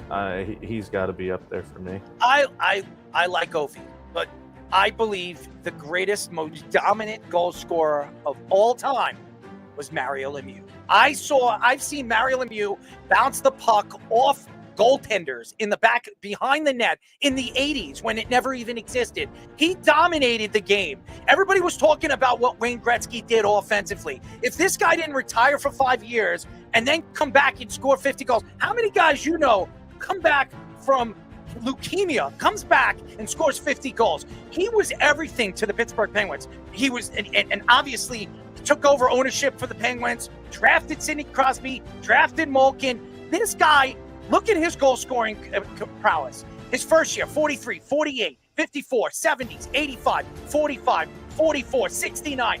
This guy would have broke Wayne Gretzky's record if he didn't miss 5 years because of leukemia. This guy is the best goal scorer ever, by far. I've never seen anybody better than him. 6'6", big man that can skate unbelievably. It's so finessely. He was fantastic. I loved Mario Lemieux. And mean. Very, very mean. So yeah, I am going to give this one an arrow, but Jabba, you put up a great final argument. I will give you credit for your Ovechkin one. That was a very good final argument you had. And I would have put Ovi. I would put Ovi, but there were so many great players. Okay, and Ovi, yes, he might have the goal record. We talked about Teemu Selanne too, is in there. Teemu's the best Finland player of all time. Yes. There's no question that he is, and he had that first year as a Finnish player. Winnipeg, I think he scored 70-something goals. Yeah. I think. 76 or 74, I think. Wasn't it? He was unbelievable, Teemu Selanne. I love Teemu. When he went to the Mighty Ducks, and he was there for a very long time, and played with Paul Kariya and all those other guys. And Paul Kariya was like, Worldwide West dropped us Dennis Sarvad. Wow. Yeah, there was listen, you can argue, and there's a lot of great hockey players, but we're talking about dominant goal scorers of all time, So, I mean, if we want to say points and guys that do that, Dennis Savant was a great player too. And Brett Hull too. I love Brett Hull was growing up, my favorite offensive player besides Mario Lemieux. I loved Brett Hull. The problem with Brett was pretty much what he did on and off the ice. And when I met Brett Hull, when St. Louis won the Stanley Cup, and I'll never forget, Ashley Sarge told me, I got somebody for you to meet before you step on the ice. It was right around Chris Pronger, and he was right around Keith Kachuk. And Brett walked it. He was so skinny. He was drunk as hell. I smelt him 5 feet away from him. That's how much he smelled. I was shocked. I mean, but I loved Brett. And one of the scariest things too is the first time like I was on the glass and I saw Yevgeny Malkin shoot a hockey puck. No. Nope. I'm not playing defense on that. Y'all can go fly a kite. I'm out. Not he's like a prolific goal scorer, but just talking about hockey in general. No, there were a lot. Thank you. Mike Gardner was a great goal scorer too. Sidney Crosby's up there. Ray Bourque for a defenseman. Bobby Orr. I mean, Mark Recchi was a good goal scorer. So there's a lot. That would be a good one. The best scoring defenseman. That would be a good one. We might do that. We might definitely do that in the very near future. And don't forget Gordie Howe. Ooh, duh. Yeah. That's like the no-brainer. That's why I was like, I got to give ones. But then it's like, you look at other ones, you're just like, all right, we got to make this interesting, not just what everybody thinks. It's like, one of the most fun All-Star games is hockey, like with the speed skating and everything. And I got to, Chara's not fun either. Yeah, I wouldn't do that either. But like I got to know Carl Hagelin when he was here, and watched how fast he is on skates, and see all those cool things that they were able to do. We're a great number, by the way. I'm just going to throw that out there, and for a reason. Actually, I need to call him, and we need to, because I don't want to say it. I'm not going to do anything, but there's a great story about me and Hags. All right, we'll definitely get Hagelin on. I know Fish will have a Knip shit. He might even he might show him something that he never seen before, right? Speedy, you could show him something he'd never seen before. I'm not going to do that. Well, you don't shave over there, so I don't definitely care. Never seen that before. Anyways, when we come back, ladies and gentlemen, we are going to have the boys. And if you're a betting man or betting woman, well, it's time to win some money, as Let's Parlay will be in the scope when we come back. But first, our Sports Minute with Tommy Scoops. This is the Jabba and the Mouth Sports Minute. Okay. It is Sports Minute number 2, and starting it off as we always do with some NFL. The league is set to consider another rule change, this time to once again change the onside kick rules, as the change is set to encourage more onside kicks, as for at least for success-wise, because the teams have only been successful this season, 3 on 41 of the onside kicks this season. And other NFL news, the Bengals QB Joe Burrow comments on the burglary that occurred during the Monday Night Football game against the Cowboys while he was over in Dallas. Burrow says that his privacy was violated in many more ways than once, but he says that he is still focused on the season ahead of him. And lastly, in the NBA court, the Hawks actually defeated the Knicks 108-100 to advance to the NBA, to advance on in the NBA Cup tournament. Point guard Trae Young finished with 22 points, 11 assists, 9 rebounds as the Hawks will take on the Bucks in the semifinals.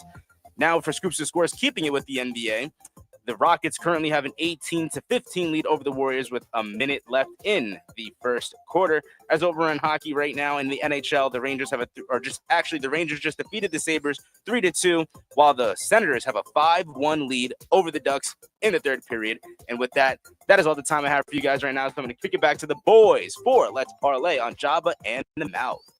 Any questions? This is the Jabba and the Mouth Show.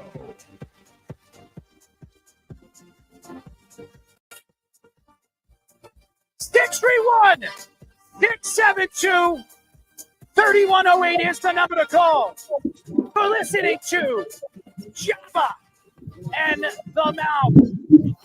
Remember, you can listen to our show every single Wednesdays and Mondays at 7:30 p.m. All you have to do to tune in and check out our local listings for all our shows is go to our website at www.worldwidesportsradio.com.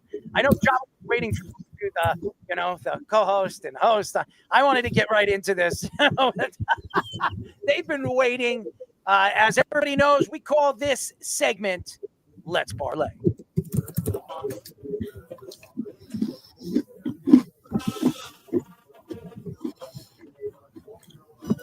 It's time for Let's Parlay.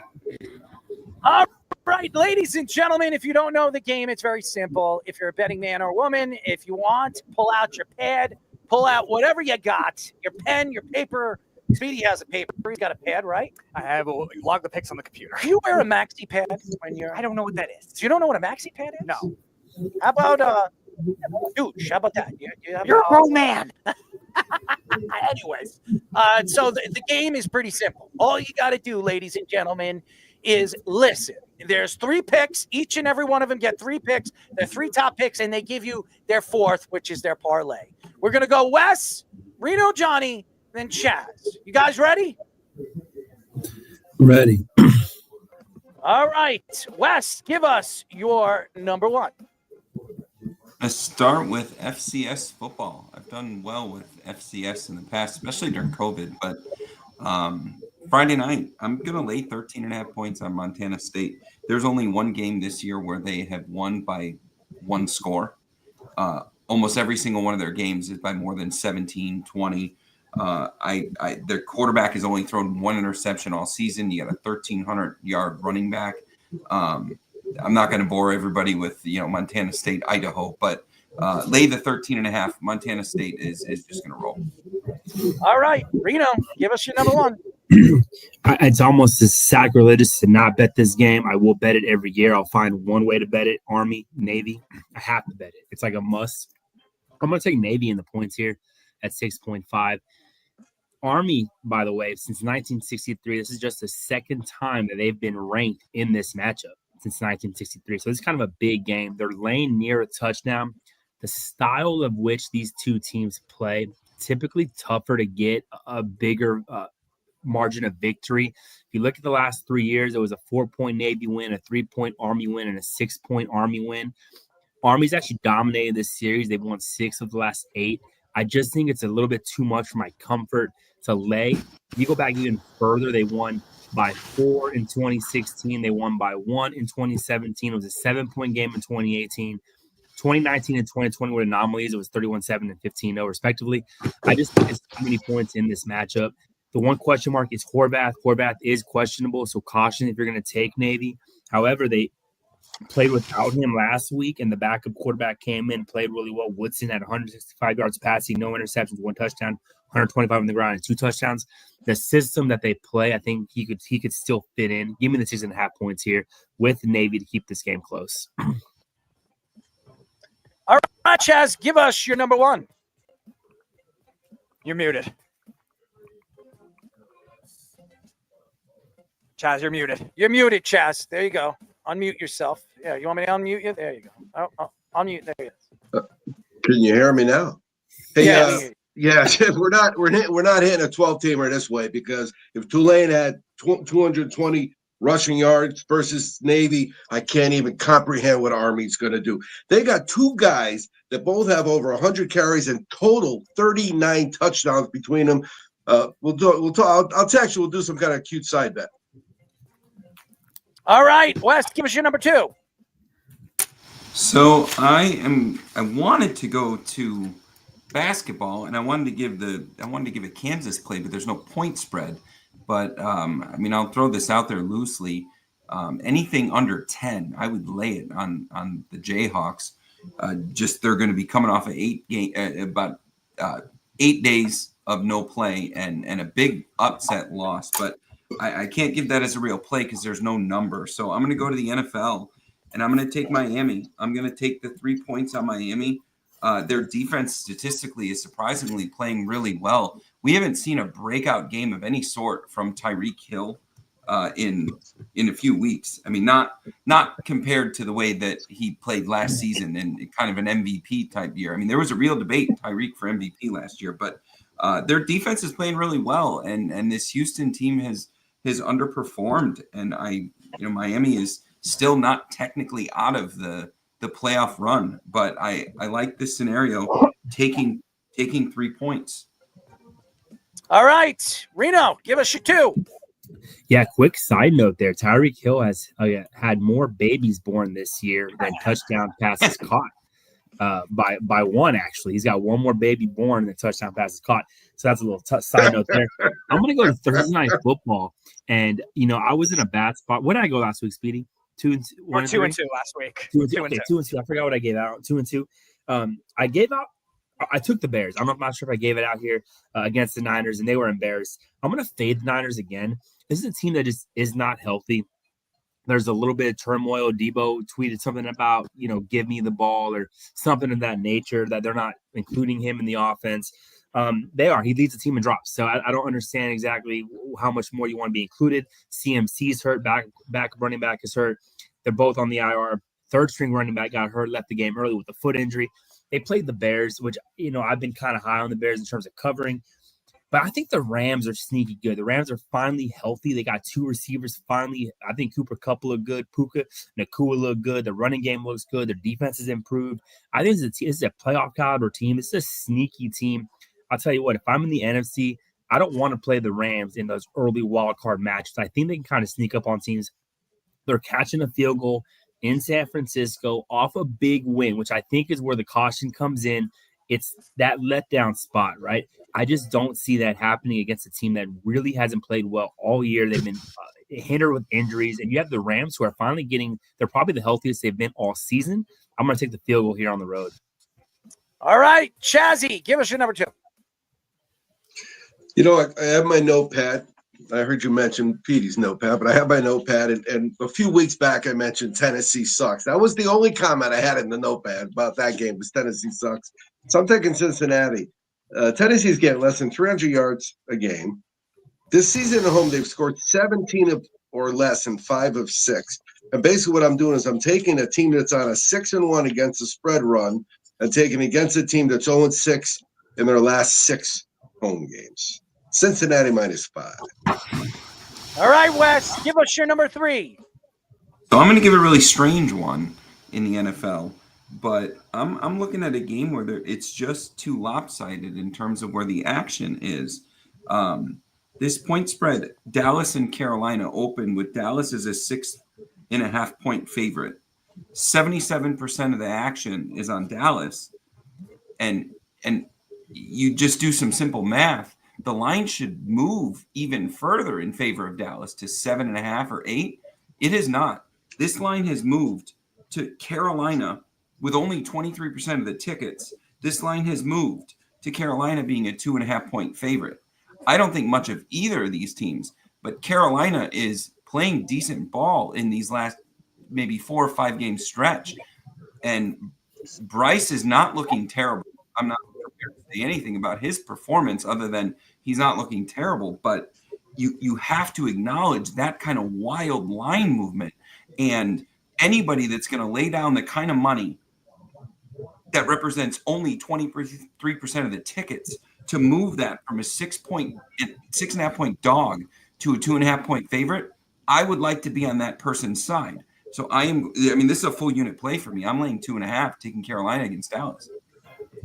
All right, Reno Johnny, give us your number 3. Number 3, I like that Carolina play, so I'm going to pivot, and we're going to take this is the card that's the game that's going to miss my card, but I don't want to give out the same play or an opposite play. So we're actually going to go to Jacksonville. Take the Jacksonville Jaguars at the plus 3.5. I'm not really impressed with either team, but the Jets laying 3.5 on the road. I really don't care who they're playing. They could be playing a high school team. I'm not laying it with the Jets. They've been absolutely atrocious. Offenses I would agree with you. Defenses look terrible. You're playing a Jaguars team that will be without Trevor Lawrence. I think he's out for the year. That just makes sense. But you have a guy that's still playing to stay in the NFL in Mac Jones. So I think you're going to get a good effort from the Jaguars, and not just the quarterback position. I think up and down that roster, there's a sense of, they kind of pissed away the year at 3-10. I think they're going to try and finish the year out strong. And the Jets are on the other side of that token. They haven't made the playoffs in 14 seasons. That streak's going to continue this year. And they were a team that came in with all the expectations of a Super Bowl run. I don't know how much more, they kind of took the Dolphins to the wire last week. They kind of fell flat there. I'm not sure how much more they're going to have in the tank. And the question has to become, if Aaron Rodgers, is he going to continue playing, being out of the playoffs by that much? Is he going to want to even continue playing? He's 40 years old. He's talking about coming back next year. Last thing you want to do is risk an injury to be out all next season. So I think we have a question mark. Does he play? How well does he play? Does he get taken out first quarter, second quarter? Who knows? I think this is a game where you take the home side, 3.5 on the Jacksonville Jaguars. All right, Chaz, give us your number 3. I got Denver minus 3.5. Last 3 home games, they scored 28, 38, 41. I like this kid. I like him a lot. I really, this time of year, I'm going to, A, keep betting the same friggin' teams that won for me last time, and B, follow these quarterbacks that aren't making any mistakes and aren't beating themselves. But their defense is pretty good. They're allowing 18 points a game, only 94 rushing yards. So if you can't get 100 yards rushing, it's really, really hard to win a football game. Last month, though, their offense, Denver, raised their year-to-date points per game by over 3 points in 4 weeks. So that means they picked up the entire average from the beginning of the year. I like Denver. All right. Give us your final pick of the night, Wes. Well, you guys have heard me say it a couple weeks in a row now. I at this time of the year, I like to look at the top teams and figure what's their ending record going to be as the best record in football. And I think that, 14-3, 13-4, 12-5, these are going to be the top 3 records. So what does that mean? Well, when I look at the teams that are there, I look at the Chiefs at 12-1, Detroit at 12-1, Pittsburgh and Buffalo both at 10-3. And you look at Philly at 11-2. We're looking at 2 losses and 2 wins. By all 5 of those teams realistically are going to go 2-2 to close out the season. I'm not prepared to lay or take 5.5 points on Philly and Pittsburgh. That's just not going to happen. I'm not prepared to play with fire and say that the Chiefs are going to cover any point spread or even care to do it. But I'm also not going to say that the Cleveland Browns are going to beat the Chiefs, because who knows what it's going to be. The ball's going to bounce off the ref's whistle and lead to an interception. I mean, they're catching all kinds of weird things. So what does that leave? That leaves Detroit and Buffalo. And I kind of feel like a homer on this play. I mean, I sent you guys a video of what it looks like where I tailgate at Arrowhead, and there was a giant screen where everything that happened against Buffalo, I mean, the crowd just went wild. So it's starting to feel like, as Chiefs fans, we don't like Buffalo very much. But Detroit is coming off of 10 days off, which is kind of a mini bye. They're well coached. They're very balanced all across the board. And what we saw in that Rams game is they got, when things started to go against Buffalo, they got a little Josh-centric. And that's where they start to make mistakes. Josh didn't make any truly fatal mistakes in that pass game. He didn't throw wild picks or anything else. But when they get too Josh-centric, that's when they lose games. And now we go over to the handicapper side of it. There's a lot of action on the Buffalo side of things. I get Detroit with a team that is very balanced. You don't know what you're going to get. Their defense is not statistically the best in the league, but they're very opportunistic and they don't always beat themselves. The coach, he makes the dumb go for two, go for it on fourth. That'll beat them. But I only have to lay 2.5 points on a better roster and a team that's fresh off of 10 days off. I'm going to lay 2.5 points, and I'm going to take Detroit. All right, Reno, give us your final. It's something I never do, and that's I try to stay away from road favorites. But every now and then, I just cannot stay away. So if y'all really are against this play, Wes, let me know. Because I'm high on the Bengals this week. I do the opposite of what Wes said. I look at teams and say, where should they be right now? And the Bengals should not be 5-8. They've been atrocious on the defensive side of the football. Joe Burrow, like it or not, is an MVP caliber quarterback. He's in the conversation, but they're 5-8, so he's not near the top 10 right now because nobody wants to give him a look. Everybody's talking about Josh Allen, Patrick Mahomes, and I get it. But this kid is a MVP caliber quarterback. They got a win against the Cowboys. They didn't play their best football either. I just don't see, because I think ultimately the Bengals are going to score points. I don't see the Titans being able to keep up. They've scored 20 points twice this season. Every other game, it's 17 or below. And they're winning some of those games. But when you have a guy that's against the wall, Bengals are still in playoff position. They won a big game last week to keep them alive at 5-8.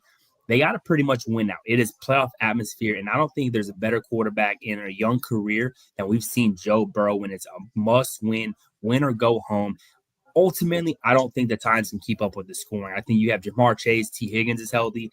You got Gesicki that's kind of coming on. You got a nice running back averaging 4.4 yards out the backfield, and he's adding 300 yards out of the backfield, catching the ball. I just think it's too many weapons on the offensive side of football. I'm going to lay the 5 points with the Cincinnati Bengals, and hopefully they show up and the Titans do what the Titans do, which is score 13 points and lose by 20. All right, Chaz, give us your final pick of the night. 2 weeks in a row, I was live to many bets. I'm doing a little bit of West stuff with futures on Monday Night Football. And this week I didn't have it because that last Monday night game looks terrible. Then I remembered, that second game isn't Sunday night. That's the first Monday night game. And I'm on Minnesota. We were talking about how bad Tennessee is scoring. It was November 19th, 2023. So that was last year, right? Last year. That was the last time the Bears scored more than 17 points on the road. That was at Detroit, ironically. And you know what? Not only do I have Minnesota, but on that Buffalo-Detroit game, Wes, I just wrote the words, oh my. I put this stuff aside because I'm going to look at it later, but that is going to be the game to watch this weekend, no doubt about it. All right, boys, we really appreciate you, as always, giving us the time and giving us your picks. And we'll have them posted all over social media for people to follow. And Speedy, what are their records last week? I only checked Johnny's. Johnny's was 2-2 because he was the only one that told me he was coming on. So well, make sure that you keep their records. I'll check your. Yeah, Wes and I were both 3-1. All right, okay. so there you go. I remember that. I have a question. How far back do you have the records? All right, so the overall ones I have to find. I have to pull it up. But you were in the 90-40 section. I remember that, like overall. PD is a savant. I guarantee it goes back 2 years. Wait, no, 90? You mean I was like 90 wins and 40 losses? Something like that. Yeah. I'm trying to find. You guys are. Oh no, not 90. Wes was 90. Wes was 93-53 and one push. I guess you were 75-44 in a push. Okay, that's it. If you take those numbers. Whoa! What am I just here on the screen? So I'm here. You're not going to throw me a number. By the way, those numbers would equal almost.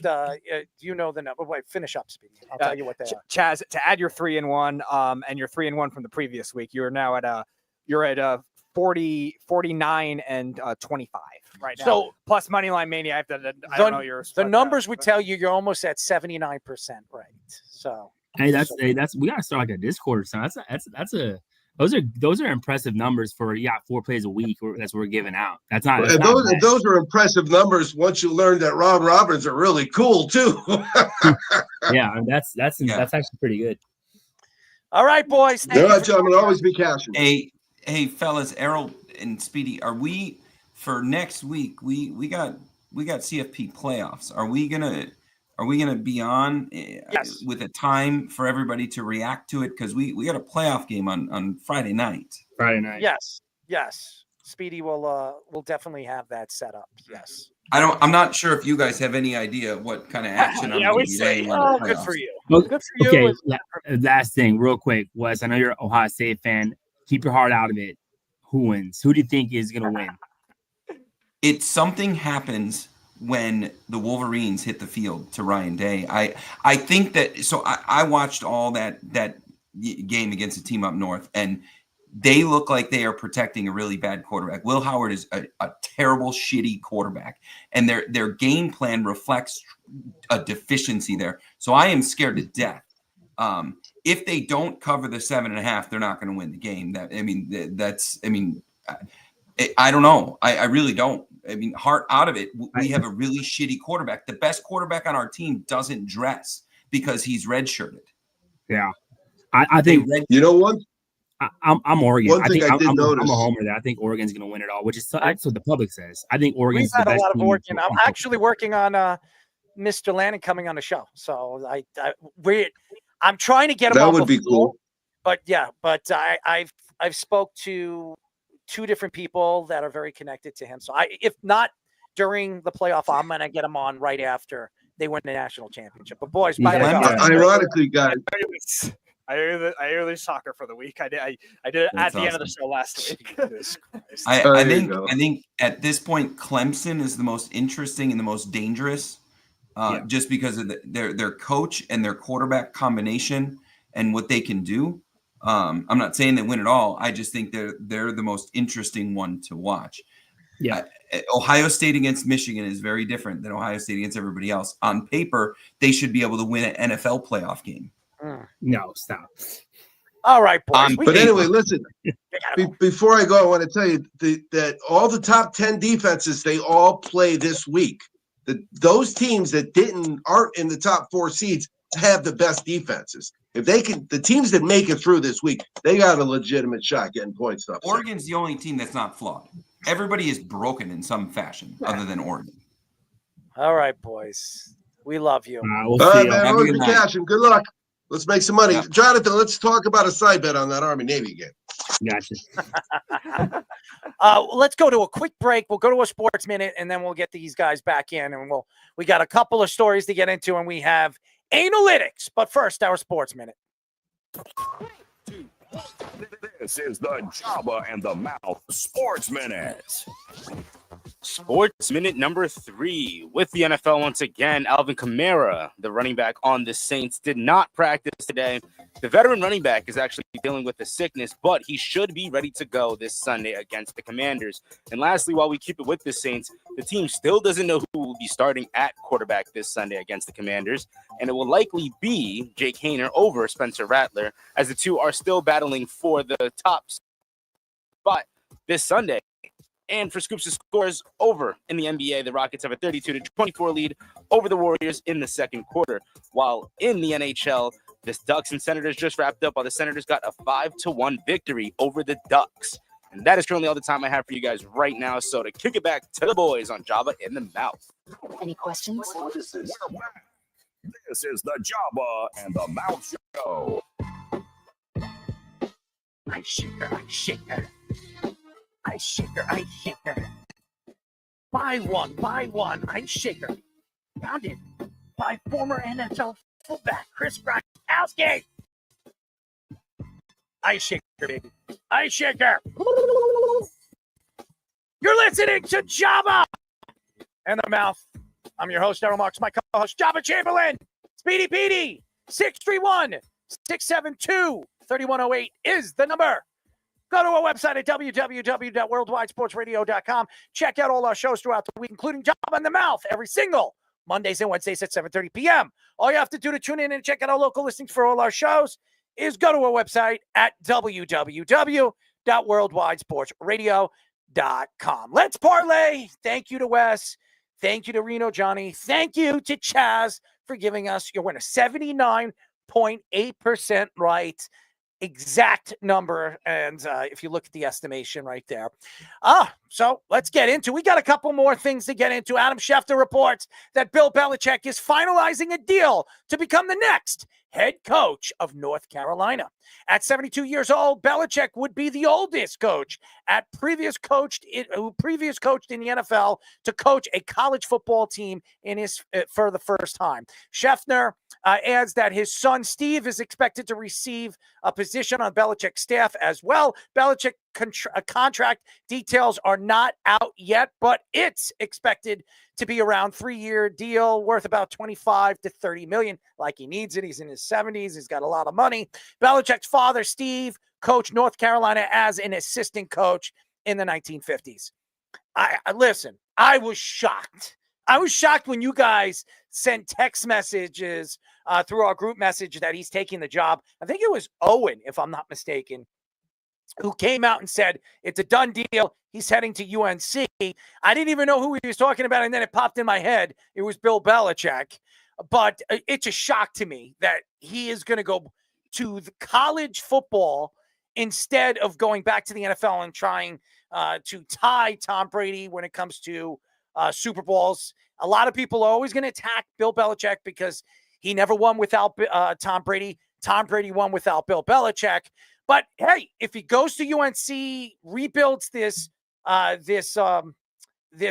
football team and wins a national championship, or even makes the tournament with UNC, that would be an unbelievable feat. I think this is a great move for Bill Belichick, even though I would have liked him to stay in the NFL. But everybody's going to have their eyes on UNC. And by the way, Bill Belichick's going to get a lot of recruitment. He's going to get a lot of these top recruited players. Why? Because he's Bill Belichick. And he is going to recruit some of the best in the country because everybody's going to look at him and say, hey, if he did this with all these other great young players and he won Super Bowls, why can't he do it with me? And then I can get a chance to play in the NFL and make millions and millions of dollars. This is great for UNC. I don't know if it's great for Bill Belichick. Only time will tell. Yeah, it's great for UNC because they're going to get that level of attention that you saw Deion Sanders in Colorado get when Deion Sanders first got over there, too. It's a big name. Will it work when it comes to the coaching? But again, Bill Belichick's coached before. You don't have to question that kind of thing like you did with Deion Sanders because he's coached before. Yes, he has to handle the transfer Way portal. better coach. Oh, of course, 100%. He's 1,000 times better coach. But like now he's to handle the transfer portal, handling kids. It's going to be definitely an interesting element. It'll be an interesting element, too, with interviewing student reporters, too, giving these kind of crazy interviews that he likes to do. But I think Belichick's accepted more of that media role since he's joining the Pat McAfee show. So I don't think it'll be as awkward as originally it was going to think. But it's an interesting experience. It clears that Belichick really wants to prioritize that. He wants to honor his father doing that. And I didn't realize he had that kind of tie. That is very interesting, too. But I think he's looking for a new challenge. And I think Belichick, he knows that kind of thing. Maybe he wants to go down in a different record in a different way. And you wonder, too, with like maybe owners blackballing him across the NFL, too, like we talked about with Robert Kraft, like selling all these teams not to do it. You wonder how strong that effect might be right now. Maybe Belichick realized that and said, I'm going to get on this kind of thing quickly. I think, too, you've done what you've done, right, in your career in the NFL. You grew up around the college game. Do you think he wants to end his legacy where his dad started what Bill wanted to do for his career? Yeah. And it's at the same place, right? Mm-hmm. So maybe he doesn't fulfill the 5 years, but now when he's done coaching, he can say, I finished where my dad started this. That's something special to say if you get the opportunity to do. And I think that's probably, if I'm just being selfish and being a dad myself, as a coach, like, how cool would that be, like, for your daughter or son to take over, where you got your coaching career and like wherever it goes. I think that's something to be said about, because he doesn't have to work. Like, he doesn't have to go prove anything. But to go back and everybody wondered, I think there's a method to his madness. Obviously, he's not stupid. And I think that's one thing that comes into play when you're looking at it, and why, like UNC, it's like it's not a powerhouse, right? I mean, they've had some guys come out of there, and the freaking Julius Peppers, quarterbacks mostly. Yeah, I mean, Hell. that's true. But I mean, Julius Peppers had a pretty good career. Yes. He also played basketball too, which is crazy. I would never want to guard that guy. But when it comes down to it, I think that plays a huge part. And I think that was why he went that direction. And he can kind of dictate his money. And he doesn't need the crazy amount of money, but 10 million a year is not chump change. So I just think that that's a part which played into it. And I may be looking way into it like as an idiot, but I feel like that played a part into why he went there. And like, I'm 72, 73 years old. Might as well finish where my dad started, what I wanted to do the rest of my life, because I saw that from day one. I also think because this tournament, it opens up many chances for him to make that tournament and find a way to win a national champion. Anything could happen with these tournaments now. So it opens it up for him. And by the way, he would love to stick it in Nick Saban. He would love to do it. If he wins a national championship with UNC, he can stick this right up Nick Saban's ass. Hey, guess what? I won 6 Super Bowls and, by the way, a national championship. I think he would love to do that and give it to Nick Saban. That's the only – they're very good friends. They're buddies. It would definitely be something that would really stand out. Don't you think Belichick's the perfect guy for college in a way, though? He's always had this Patriot way where everyone's got to be in lockstep, and it just seems to fall on deaf ears with today's professional athlete. But you know who has to respond to things like that? Kids that are stuck there in college. And even though they're getting NIL money now, I do think that his more of a disciplinarian style still works at the college level more so than it does at the NFL level. And I don't know why he would be blackballed, other than that style is so passe in the NFL that no team is going to hire him because players don't want that anymore.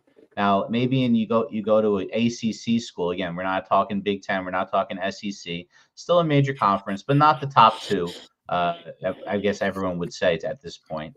And he's going to be able to impose his will over there. And they're giving him the report from The Athletic is 5 years, $50 million.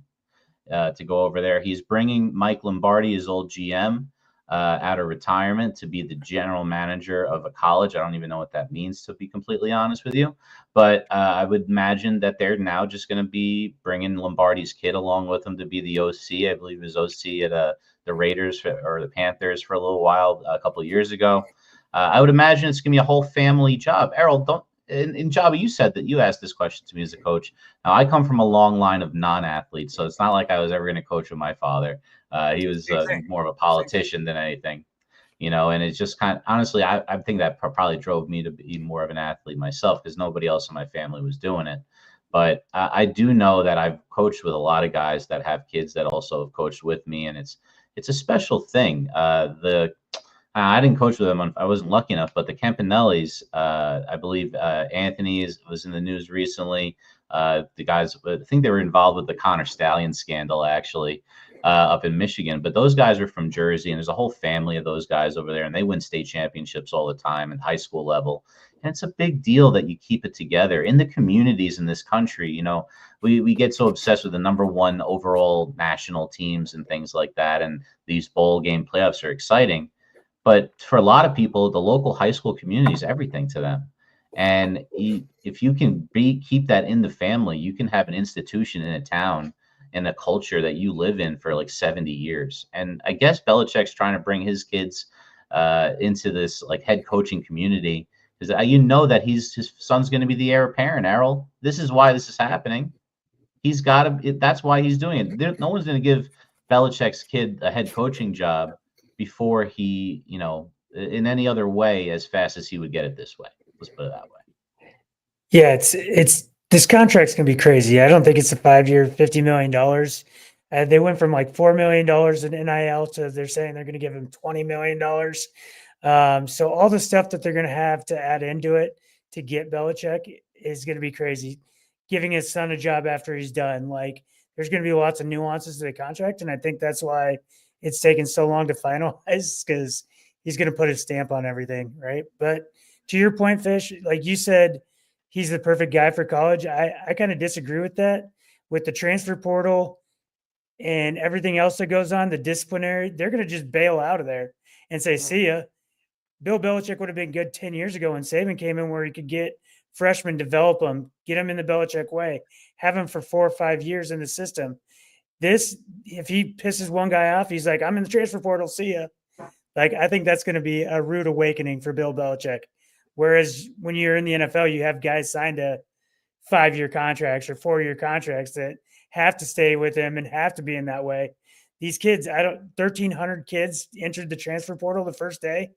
Like, he's going to be like, what the hell? I just lost my whole starting offense and not know what to do. So I don't know how he'll do. It'll be interesting to see.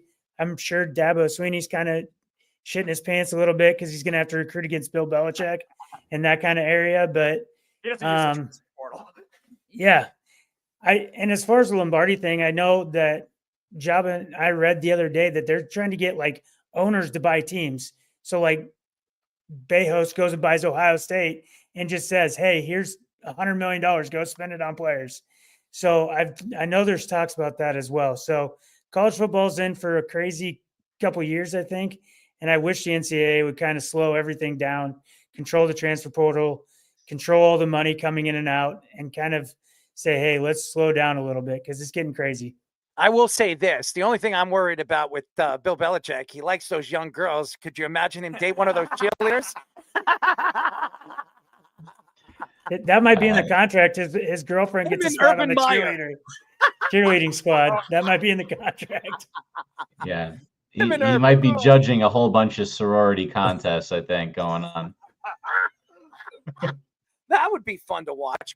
Speaking of fun, a footage of a feud between Brett Favre and Mark Gastineau appeared on a trailer for ESPN's documentary, The New York Sack Exchange. The footage showed that two players feuding at a sports memorabilia show last year when Gastineau accused Favre of falling down so Michael Strahan could get the sack record.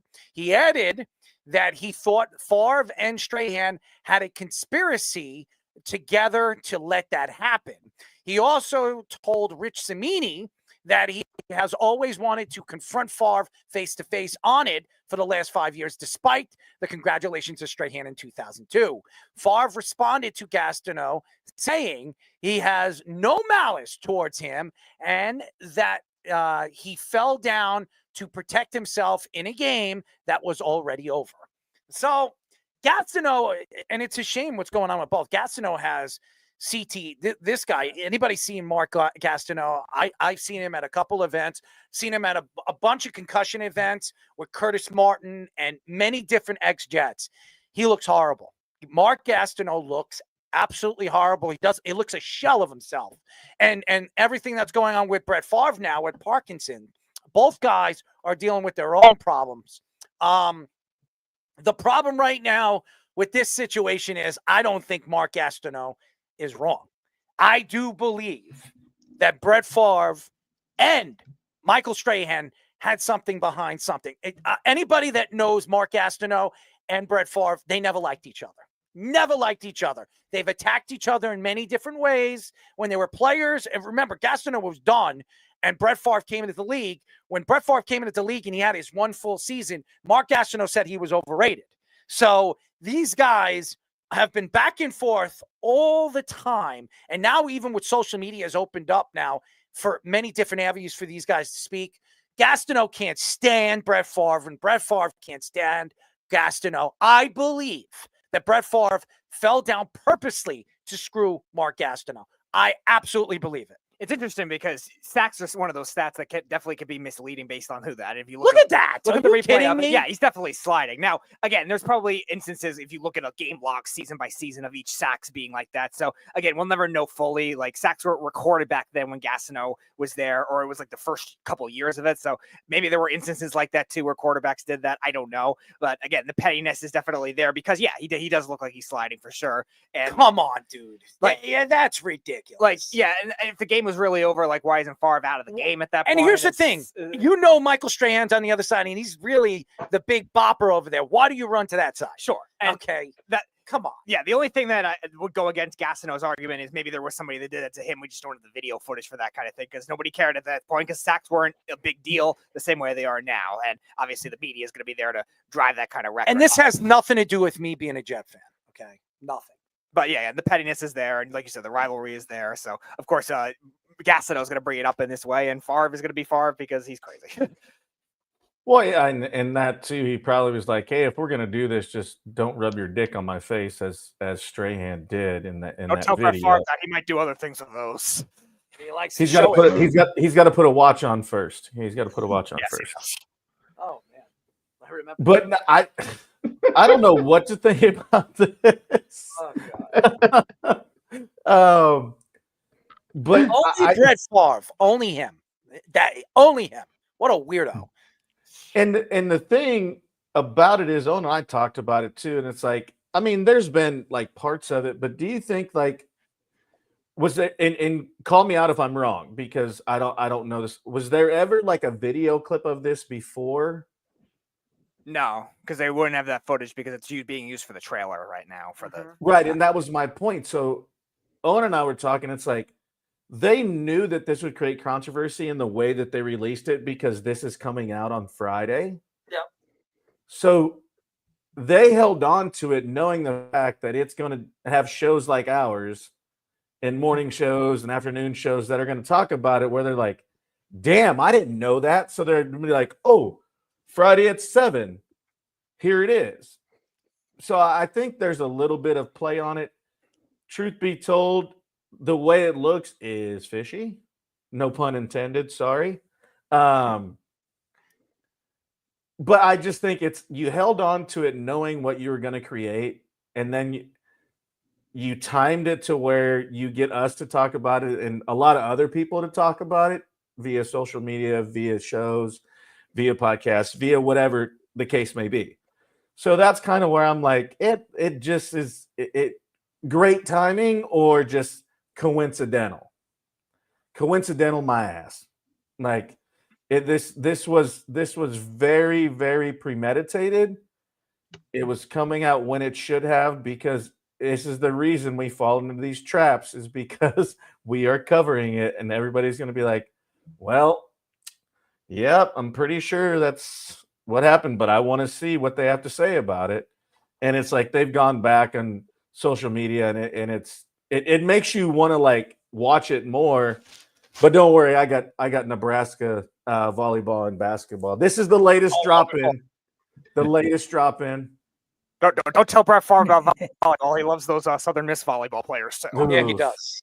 He likes to look at anything young. I love the Nebraska volleyball players. Yeah, unfortunately, including the money in that program. No question.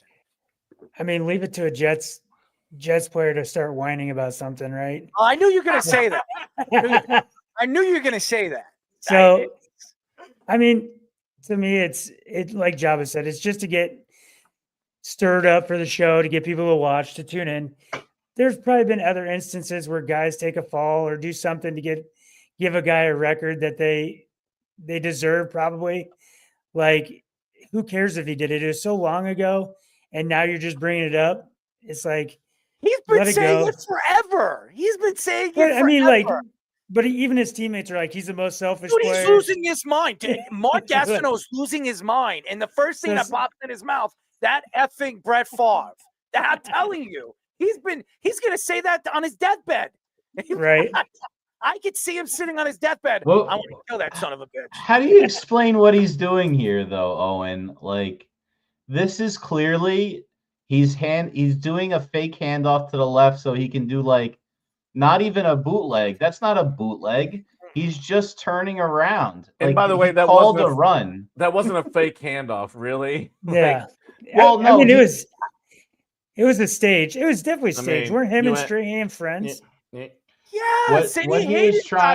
it looked like to me, if you watch the offensive line, that's run blocking. In 2002, there was no such thing as an RPO because Favre hadn't invented it yet, by the way. He does this a few years later. So the fact that they're run blocking means is the only thing that could have been called is a run or a play action. Now, he didn't set up protection for a play action unless it was a naked bootleg, but he doesn't take off like a naked bootleg. He takes off a lot slower than that. Even if he does, if he called a naked bootleg when the game is out of hand, he's only doing it because this gives Strahan a chance to give him a sack. And he probably thought in his head, if Strahan's dumb enough to just go for the running back because it's the end of the game and we're probably handing it off, then I will just run outside and maybe I'll throw a fucking drag. And that's all he was going to do. But he said this play is probably a gimme for Strahan, and this is why he called it. And that's the rumor. You keep hearing it that Favre called a run, on this play. And it's hard to argue that's not what he did if you look at the film a little bit there. But that aside, love Michael Strahan. Love that he's the sack record holder. Of course you do. Love what he did for the Giants. There's new data with the other stats too, though, that maybe Deacon Jones had a better season than that, a 26 sack season with the sack. Well, Deacon Jones was slapping like people's helmets off while he was getting by them back then when there were no rules about what he could do, which is just fantastic. If you ever watch highlights of Deacon, I got to get some Deacon Jones highlights. He was a savage out there when there were no rules. Speaking of slapping, don't we have another? We have one more. Oh yeah, Brett Favre. I love this segment. I know everybody's been waiting for this, but we call this segment Analytics. Ladies and gentlemen, Now, it's Analytics. I want everybody together to go ahead and say penis, penis, penis, vagina, vagina, vagina. No, I'm not embracing it. No, that's what Brett Favre said. It is evolution. There's no question there's evolution to this. There's no question. All right. I guess. All right, guys. Well, welcome back to the third ever episode of Analytics, a quality educational experience. If you are unfamiliar with the rules to Analytics, basically what we're going to do is both Errol and Speedy are going to have 3 guesses to get the mystery term correct, and then they have to use it in a sentence to get to be awarded the victory. Except the terms are different. Errol's term is going to be a sports analytical term, an advanced analytic, and which is Speedy's expertise. And the term that Speedy's going to have to answer is what Speedy refers to constantly, and Tommy, you can give us the drop, as gross sexual crap. This is going to be a term that Speedy is going to have to figure out faster than Errol figures out. Faster than Errol figures out the sports analytical term. With that being said, Speedy, please start us off with your analytical term. All right, so the term today is the knit or forward. Hold on. Can you repeat that? Could I buy a vowel? Nope, the only vowel is A. Speedy, repeat the term. You're muffled. ATTR. ATTR, okay. It's got to be something with football, right? It is not. Baseball? Oh. All right, not 21 questions. Just give just some kind of a guess. Something to do with rebounding. No. All right. And now we are going to switch to Errol's first question. All right, Speedy. You ready for this one? All right. Pegging. Well, Brett Favre, as a New York Jet, was pegging down a particular person named Sammy after the Jets lost in Week 14. This is a run-on sentence. What? Speedy, I'm gonna have to say that was incoherent. So we're gonna go. What is that? And go back to now your first clue, Errol, for ATTR. So you're right. It is basketball. That is correct. And it has something to do with something common with a point guard. Okay, point guard. Or a primary ball handler, let's just say. Steals per assist? Assist is right, and that's what the A stands for. for you, right? On that. Assist. TTR was the other three. All right, I think you get no more helping him. I think it's No. I'm pretty just easy I'm at this refreshing point. him on the other three letters. That's all. Assists per quarter. All right, that is incorrect, but Errol, you are very close. Moving on to Speedy's first clue. Okay, Speedy. All right, here's the clue. Many guys like it. Oh. Many frat boys like it, apparently. So I'll use my judgment. I'll use my judgment for last week. I believe pegging will have to do with some vaginal action. I would say.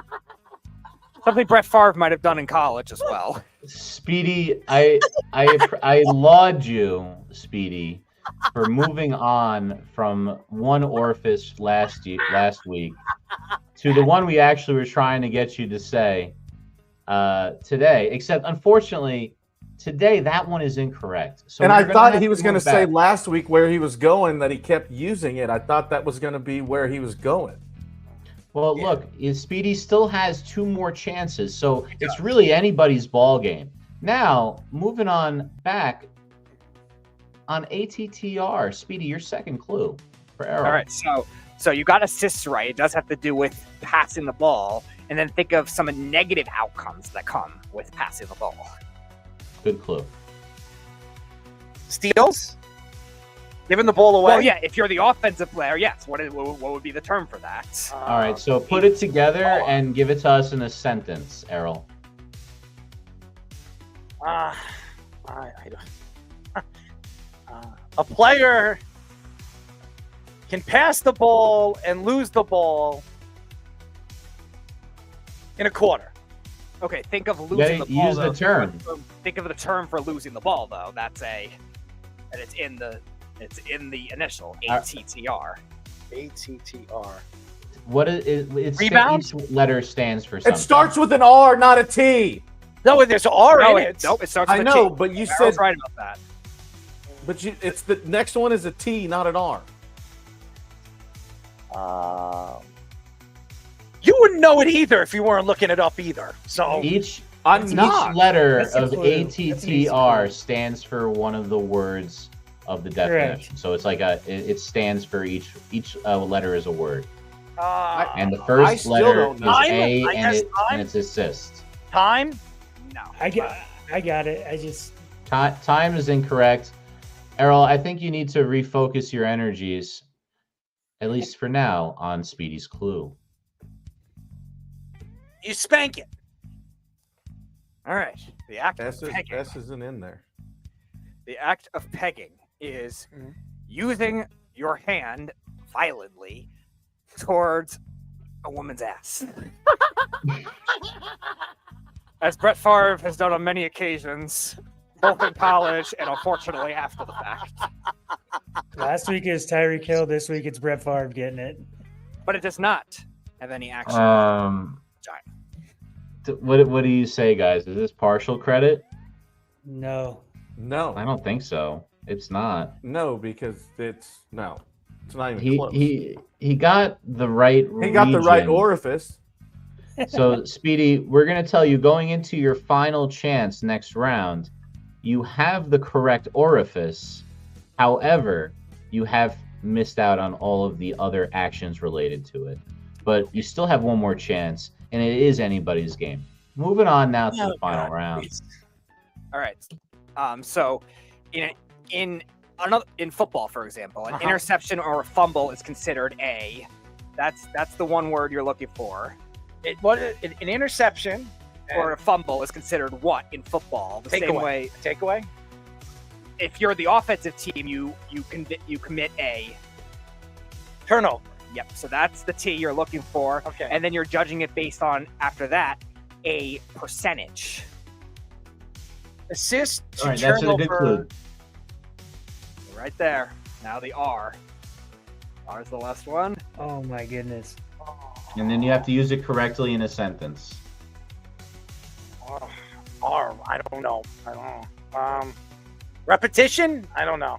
Can I help him out? Can he phone a friend? Over time when using repetition. Help him out, Owen. Tell him what percentage means in the word R, letter R here. Assist to turnover ratio. Ratio. Okay. All right. So now the question is, how would you use that to explain a fact about basketball, Errol? Turnover ratio. Assist to turnover ratio. So the assist percentage to turnover ratio during a quarter. You can lock it in a quarter technically, but in a game? I mean, in a game, in a game, and then you go also Isn't it a game in a season? You could also do it in a season, yes. So you can use the analytic for games, seasons, quarters. So Speedy, tell us why this is a valuable resource to the sports analytic community. So yes. So let's say, I just use the point guard as an example. Like, for example, Chris Paul's had multiple seasons where he's at over 3 for an assist to turnover ratio. So if he has triple the amount of assists in a season as he does in turnover. That's about 3. There are some college players I've seen in a smaller sample size, obviously, because it's a 30-game season with 4. Like, those are some of the best point guards in college basketball. So that's quadruple the amount of assists to turnovers. And that overall percentage, based on whatever word it is assist to turnover ratio. Generally, you want to put a point guard with a really high ratio for this, if you can. So that was ATTR. Well, we have one more round here left for the night, and that is now back to Errol. All right. So again, the last clue on pegging. All right. So it is not hand-to-hand action. I got to give you my clue. No. You're going to get the clue, Speedy. You don't know what the term is. You have to penetrate. All right. So now you got to penetrate. I think I know where you're going with this. Okay. You did a little play on words. Okay. You drive the dick into a woman's ass, repeatedly pegging them down in a forceful way. He's 3/4 of the way right. All right, so Which Java, leads- why don't you be Speedy's lifeline the way Owen was for Errol and help give him a bonus clue? Okay, so don't think of it as a man, think of it as a woman, and what does she have to use? Her vagina. All right. So then, okay, all right. On the other end, I'll allow us a follow-up clue, Java. Okay, so as the official here. Don't think about that. So think about what the woman has to not use her vagina, but she has to strap something on to do to him. What hole does he have? yeah, it's the hole in his dick. Or his penis, as Errol's going for the word here. I see what he did. That was actually brilliant. With the play on words. I don't know if anything that's happened the last 15 minutes can be construed as brilliant, but I will say this, Speedy. I don't think you're that close right now, and Errol's probably going to win, but you have one last chance to give us your best possible I'll give him one more. I'll give him one. Okay, one go more. for it. You could strap it on. I said that. Yeah, that was Java's. Oh, okay. You can buy it in a store. Speedy was not ready for that. Ooh, in the same store, you can buy it in the same store. So it has to do with that area of the body. So it's all right. Here's another one. It could be long and thick. On the woman or the man? That's what I'm confused with. Like, how thick do you like beef? Well, yeah, I know it has to do with the skin, obviously, and the hole, the size of the hole. I don't think Speedy knows what it is, though. And the pegging. No, not a chance. No. All right, here's Speedy, another. so look, Speedy. We'll Hold on. I'm gonna give it to him. He's okay, gonna go get for it. it. Go for it. He's gonna get it now. All right. We were selling it with your name on it in a store. Oh, but stupid dildos? Is that where you're going for? Oh, the dildos. 2021. Did the segment in 2021 with. Wow. So Speedy, what's the action? What's the action now? So Speedy, now you the need to use it dildo in a is sentence. being pegged. The dildo is being pegged by the pegging driving force of a guy's penis into the hole. No. No, Speedy, you know, it was a great effort, but the winner of tonight's game of analytics is Errol Marks. Congratulations, Errol. By the way, Jeff, that's why this is the final segment of the show. And first of all, you might not like it, but everybody else and their mother likes it. So if you don't like it, tune off of it after we get into it every Wednesday. That's all I'm going to say. And by the way, Jeff, you might be the gayest person I know. So this is the perfect segment for you. So you should listen to it. Maybe you'll learn something, buddy. Anyways, by the way, there's a lot of things wrong with him. I mean, he likes to stick himself into deep bodies of water, right? Have you ever Speedy? sniffed lines? Does he sniff lines, Speedy? I don't know. I mean, would you guess? Would he sniff lines? No. I think he does. Okay. What kind of lines do you think he sniffs? I don't know. I'm not in depth with The lines. angel powder. What is angel powder? Something that Kenny would probably smoke. Willy Whoppers, Speedy! Willy Whoppers! Well, the Whoppers are Willy, and Willies do whop. No. Why don't you ask someone named Willie on that? A Free Willy? He's a whale. I would hope he's not smoking lines. Well, actually, Jabba has a Free Willy. Oh, he does. I think they had whales in Nebraska. No, that's illegal. You can't do that. That's what I thought. Can't do that. Know about the animal smuggling crime that occurred there in 1992. A year after Brett Favre was doing some pegging. Whoa. I'm going to send this to Brett. Oh, man. He's crazy, man. Oh, Speedy. What a show. Is this the Jeff that is saying something with his picture on Twitter? Yeah, that's probably him. Yeah. Mm-hmm. Yeah, well, Jeff is himself in many different ways. He just doesn't like when we like to have a little bit of fun. But that's okay, Jeff. We know you're lost in translation or maybe just sinking to the bottom of the ocean. Maybe we should tie a couple of weights to him. Speaking, how fast? I'm not doing that. I mean, how fast do you think you'll sink to the bottom? I don't know. I'm not. Well, I mean, take it fast. We don't want to go to prison. That's not a good idea. Would you I don't tie know aquatic math. I don't know aquatic math. I feel like it might be Jeff's half birthday. I made this a while ago for Jeff. There it is. Happy birthday, Jeff. I think his birthday's in August, if I remember correctly. Might be his half birthday. Well, maybe he has half of a snatch. What do you think, Speedy? Why don't you ask him that question? And if Jeff's watching, I know Jeff knows what casino this is. Well, I would think it's MGM, right? It's the one. It's the one I think he lives in. No, I think it was. Yeah, I thought it was something local. Local For him, for Tampa. So why don't we get him one of your dildos? What do you think? Is that the Hard Rock? If you wanna, if you wanna do the same kind of thing as whale smuggling in Nebraska, go ahead. Is that the one off I-4? I think so. Yeah, I believe so. The I lived Rock? like about 20 minutes away from there for 3 years. I've been there, by the way.